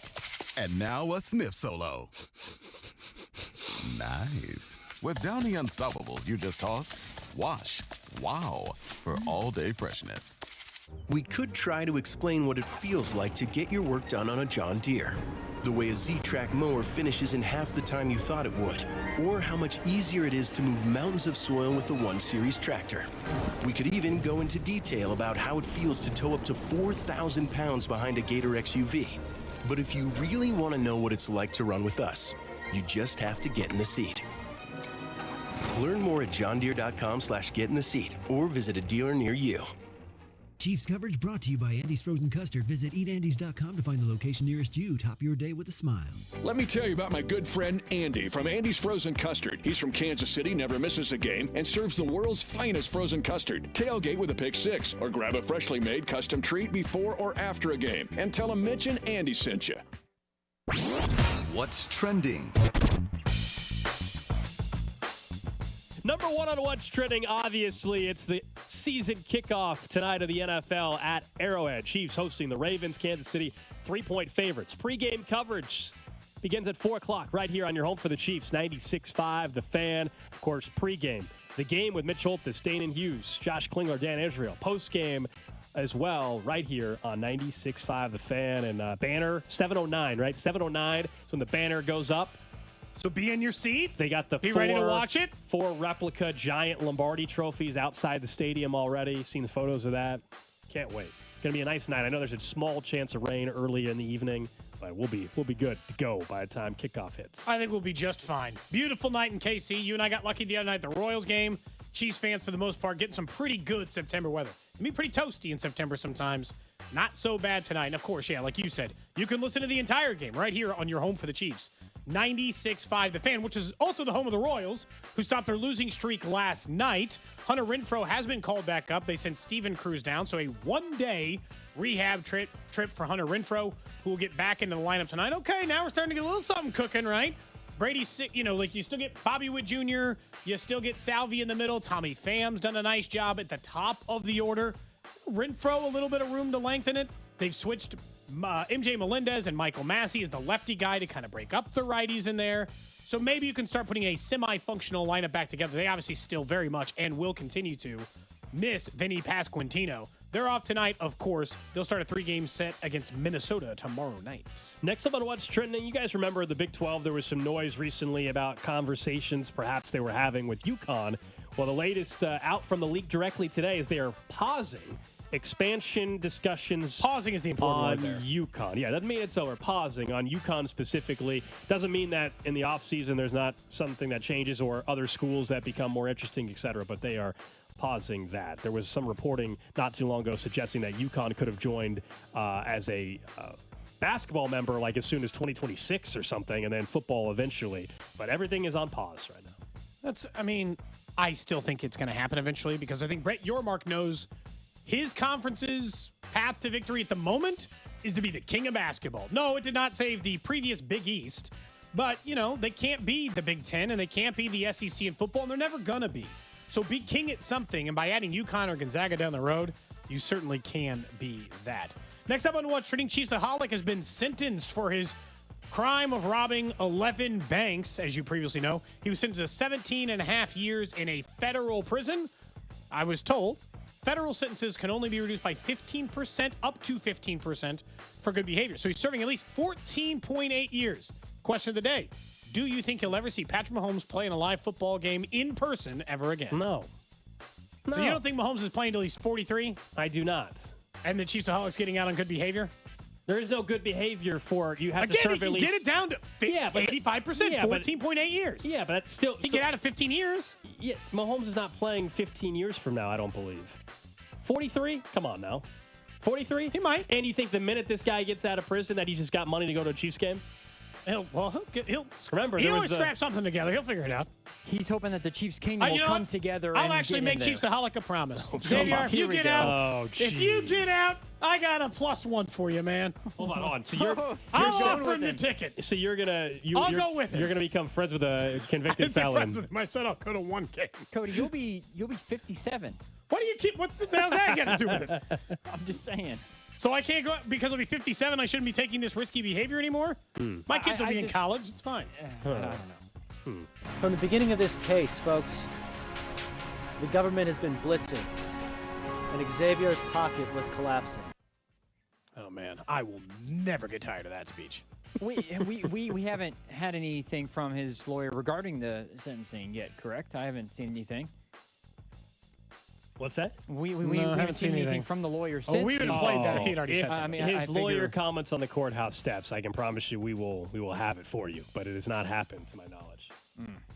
Or Someone says, did need you that. call the number? No, I set the over-under at, 14 and a half or 13 and a half years for Xavier. The overhit. The over- Just like tonight. Overhit. Can I, you know what, in honor of him, should we take, can I get an alt line minus 17.5 on the Chiefs tonight? To win by more than 17? Can I? I mean, you can if you want to, but yes, that exists if you would like to bet Can I that. get it up that high? 17 and a You half? think the Chiefs are winning by 18 points? Yeah, in honor You're of trying to Chiefsaholic. say that like DraftKings is gonna or FanDuel is gonna pop up with one of those A like Chiefsaholic special? Yeah. I just can't get over still the fact that the day of his sentencing, someone said I was a conspiracy theorist. I refuse to believe that it was a coincidence that the sentencing from the judge today was on Chiefs game day to kick off No the way it was an 3D accident. campaign. By the way, they right- could have done it yesterday, could have done it tomorrow. I don't know how the schedule works in the federal court, but you're telling me that of all Thursdays, this was the Thursday, not next Thursday, not the Thursday before, this Thursday? Just happened to land? Right now, Cody, you can get on FanDuel minus 17.5. Okay. Plus 630. Perfect. 6-1. All right. Someone That's says, not bad. Cody, convicts cannot hang out together. I'm not a felon. I am a convicted criminal technically. Although that That got wiped from your record, yeah. right? Actually, You're not. clean. I did my community service. I replaced some mailboxes. I'm clean. Good for you. So do you think he has money buried somewhere? No, I think he spent all of it. I think he's broke. Well, he does owe $500,000 in fines, and he had to return that painting. Yeah, but I think the money, the restitution, I guess it is, that is more of a, not, in a way, almost symbolic, like making sure he cannot profit off of his incarceration, I think is kind of why that was ruled that way from, if I remember right, a couple months ago. Yeah. Because there's, Netflix movies, there's maybe a book or all that he can't, if he profits, it has to go to the, I think that's why the Is dollar that- amount was set so high. I was going to ask, is that documentary, how much of him actually is included I think in in it, or theirs is it is just he's the supposed to be story? in Like, it, is so he I don't know. actually in it? I think he's supposed to be in that Yeah. one. Someone says, does he get any credit for the time he spent? What do you mean, running away, or like the actual time he was in jail after he got caught? And I mean, also, this current time while he's been waiting for sentencing, I believe you. I think, so maybe not 43, I don't maybe know. more like 41 and a half. I'm not. You're a little more. You're a little more. Versed? Well versed on the legal system, given your time in incarceration. So I got picked up before the morning hit. I was in a holding facility. Yeah. It doesn't even exist anymore. It was in the old bumblebee colored one I don't up know. off He's been in Barry for, Road. Yeah, I don't know how that way. Has he been in for 2 full years yet in the federal He system? was escaped for like 6 I don't think he's months. been in for 2 years. This thing started that we know of 2 years ago, right? So Also, did he get any time for that? For the escaping? no, hell no. What? No, No. Did he get any time added to his sentence? No, this is He the sen- escaped He got federal custody. He got earlier. charged for the armed robberies. I don't think I don't know how much of a factor that Mm-hmm. other stuff was. I mean, obviously he hasn't been available. They didn't set bail once he left on out. Once he cut the ankle monitor off. He went There's right no to jail. bail opportunity. Straight to jail. Do not pass go. All that. Do you think now that he's behind bars for this long, do you think the chances of getting an interview, do they go up now that he knows he's in Yes. there for the long haul? Yeah. Okay. Drew's going to have to pick up the phone and be like, a collect call from Chiefsaholic. Do you accept the charges? And he's just going to have to put that on Odyssey. Just going to say, yeah. Is there any way, would you rather, I think you'd rather have Xavier on, but would you rather have the lawyer on instead of Oh, no. Xavier? I mean, Chiefsaholic, if I'm given a choice. I mean, I'll take the lawyer. I'm not saying no. Because I was going to say that might be the next best option. I would assume they're not going to let us. No, I don't have think that conversation. They let people in prison speak on the phone. Well, yes, but again, as we said yesterday, FM signal I'm sure goes through the bars a lot clearer than AM. You can listen to the games on 96.5 The Fan on his clear radio. They're always like see-through so that you can't hide contraband. Oh, makes sense. Again, you would know. Thank you. I would know. Thank you. Covered at least on that end. So the game tonight, obviously we're all thrilled. We've gotten through a 4-hour show, which means we only got like 5.5 hours left to wait before the Chiefs and the NFL season finally kick off. I just think the Chiefs are the best team in the AFC right now with a little bit of gap between the next closest team. That's why I'm confident they're winning tonight. I don't think they're going undefeated. But tonight, when you get an entire offseason to prepare, and Patrick Mahomes has been as good as he has been in season opening games and as good as he has been against the Baltimore Ravens and John Harbaugh, it is hard for me, even though I fear the signing of Derrick Henry and how good that could make that Ravens offense. I just think they're going to win. I think the game goes high point total wise. I think both teams are going to score, and I think the Chiefs are going to want to make a point to the league that they can score. I mean, every week they're going to be able to do this, but I think they drop 30 tonight. I have the Chiefs 30-24 at the end of the day, but I do think that this is a high-scoring game. I think Baltimore will be able to get some points, too, because the Chiefs' defense still has questions. You said, the points that this offense can show they can score, and that to me is the opportunity of tonight. Yeah, of course, to get off on the right foot, start 1-0, might help you in seeding down the road by having a win over Baltimore, who will likely be in that conversation, we think, as one of the top seeds. That's all true. But I think when you're on a three-peat campaign, which begins this evening at Arrowhead, there's also the message you can send that the offense is back in Kansas City. The offense that most people got used to up until last year, whether you want to pick 2022 or the historically great 2018 offense, that this offense is a problem again for everybody. That's the chance they have tonight. Everybody's watching, as you said. Can make a point. Yeah. Everybody's watching, whether that's scoring 30 points or more. I don't know. I'll give my score here in a second. But that's what they can do to the rest of the league. And if you're Andy Reid, like everybody looks at film anyway, but if on this stage, if they prove, whether it's Xavier Worthy or eventually in the year Hollywood Brown, that the deep passing attack is something you have to respect, then look out, rest of the league. You're not going to be able to play the same way. That means you're not going to be able to triple team Travis Kelce because we got Worthy that can go deep. Can't clog up the middle for Rice and Kelce. Rasheed Rice is in year 2. I think he's improved as a receiver. We'll see that hopefully starting tonight. They still have Isaiah Pacheco, who slimmed down a little bit, who's supposed to be a better receiver. All of these are messages that I think they can send. Everybody knows they're a great team already, but you can send a message that this offense, you kind of had us last year, but you didn't take advantage of it. Now we have a pretty damn good defense still. Oh, and the offense is back to being top 5. That's what I'm excited to hopefully see tonight. I have the Chiefs winning, covering the 3, 28-24, so the game goes over and the Chiefs cover. And I have a Carson Steele touchdown mixed in. I've got a couple of bets in for tonight. There you go, I Jim. think the biggest long shot I probably have for the evening is I am convinced that one of the first 3 plays of this game tonight is going to travel 60 yards in the air in the attempt of Xavier Worthy. Oh, that'd be fun. So I have a first touchdown bet on him. Ooh, okay. Because I feel like one of the first 3 passes in this game is going in the air towards him. They're going to give him a shot and give the league a shot to just put him on notice and do it right away. It's because of camp. And I know that maybe that's just misleading me. I cannot tell you how many times inside the first 10 minutes of camp a ball traveled 60 yards towards Xavier Worthy. They weren't all complete. Sometimes you overthrow them a little bit. Sometimes the coverage is pretty good. But damn, it didn't stop him from trying every single day. And honestly, I think it's a better time to bet it now because without Hollywood Brown, I expect Xavier Worthy, kind of like the way Felix Anudike-Uzomah did the first couple of weeks last year with no Amenihu. I expect Xavier Worthy to maybe play the most snaps these first couple of weeks if Hollywood's not available, and then it kind of comes back down a little bit, then back up later in the year and all that stuff. I think he's going to get chances tonight. He'll get his opportunities tonight. His longest reception prop is over under 20.5 yards, and it makes sense that that's where the number sits, considering the ability to obviously stretch the field. And, yeah, I don't know if they'll do it first drive or not. I think if you're dreaming and you're laying it all out, that would be fun to see right out of the gate. I'm sure the Ravens are aware of that as well. So we'll see. But we both, sounds like, have a lot of points being scored and the Chiefs covering. In terms of bet, we're not giving score, correct? We're just giving. We are, yeah. I give a score. Yep. We don't have that much time left in the show. So my score is 24-20.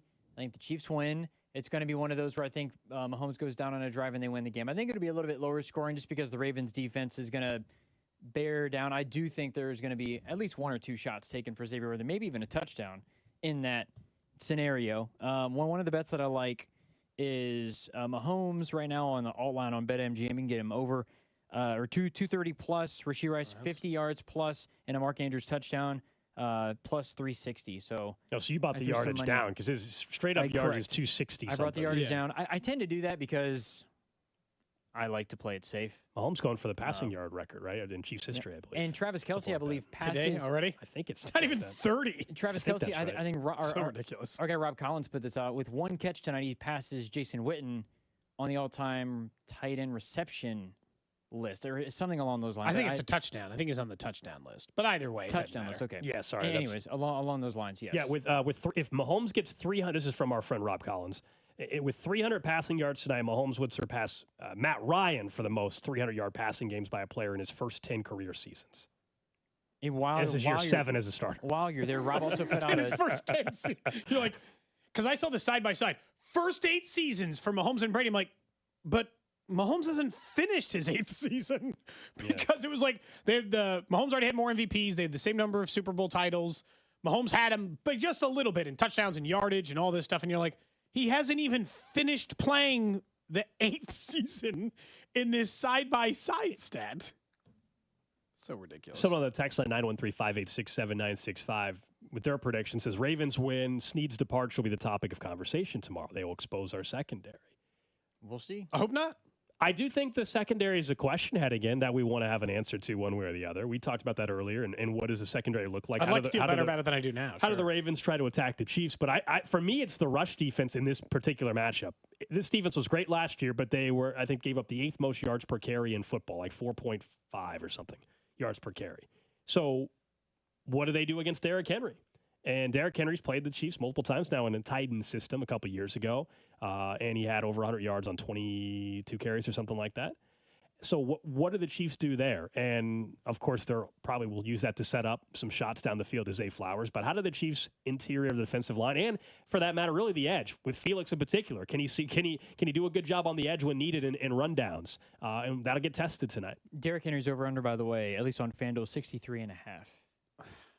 Yards. I mean, I'm just staying away from that one. I am too. I think it's over, but I don't want to touch it right now. Only bets that I like, we talked about, Chiefs -3, over 46. I have a long shot on Carson Steele touchdown when it was 12-1. It's 5-1 now. And then Worthy over 20.5 receiving longest reception. Well, we can both win a bet if he gets a 60-yard touchdown on the second play of the game. The text line points out the only worry with yours is the Chiefs win the toss, defer, and then it's most the Ravens teams do now, march down the field. Yeah, the Chiefs always do though, and they usually win the toss. I guess they're mentioning the Chiefs always seem to win the toss. Win the toss a lot. Yeah, it's a risk. I do have Mahomes. I mean, that's why it's a long shot bet. It's the same odds as you're getting for a Carson Steele touchdown, right? At any time, yeah. I'm doing first touchdown. For Worthy to get a touchdown at any point is only plus 150. Yeah. Well, I have Mahomes under 62.5 in the first quarter combined rushing and passing because of the exact reason the Ravens take 7-8 minute long drives all the time. That's what they did in the AFC. They took half the freaking quarter just to keep the ball away from Patrick Mahomes. I just have a feeling that's the way that they're gonna start things out. That's the only part that makes me a little nervous on the total. 46 is what eating up clock. And we looked at the trends earlier in the show just for the old offense is what I'll call it, right? That's for the Chiefs. This is a new offense, but the old offense games at Arrowhead for the last 22 have mainly gone under. I think 18 of the last 22 games at Arrowhead have gone under the total. We're going to be back at it tomorrow talking about game number 1, hopefully a win. I don't know if we'll call it Red Friday, Cody, or not. I think we might call it Red Friday tomorrow. No. You got Red Tuesday. I'm not sure what we'll do. Now you get Friday, too? Victory Friday. They don't even play. It'll be a Victory Friday. I had to mention that because I knew that'll get Cody all fired up. You don't get 2 days in the same week. And game day. That's all the days. Back at it tomorrow.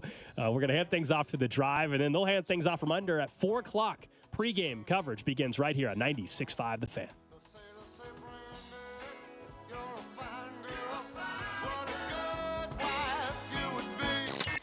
This is Cody and Gold on your new home for Chiefs football. 96.5 The Fan. Brought to you by Heartland Men's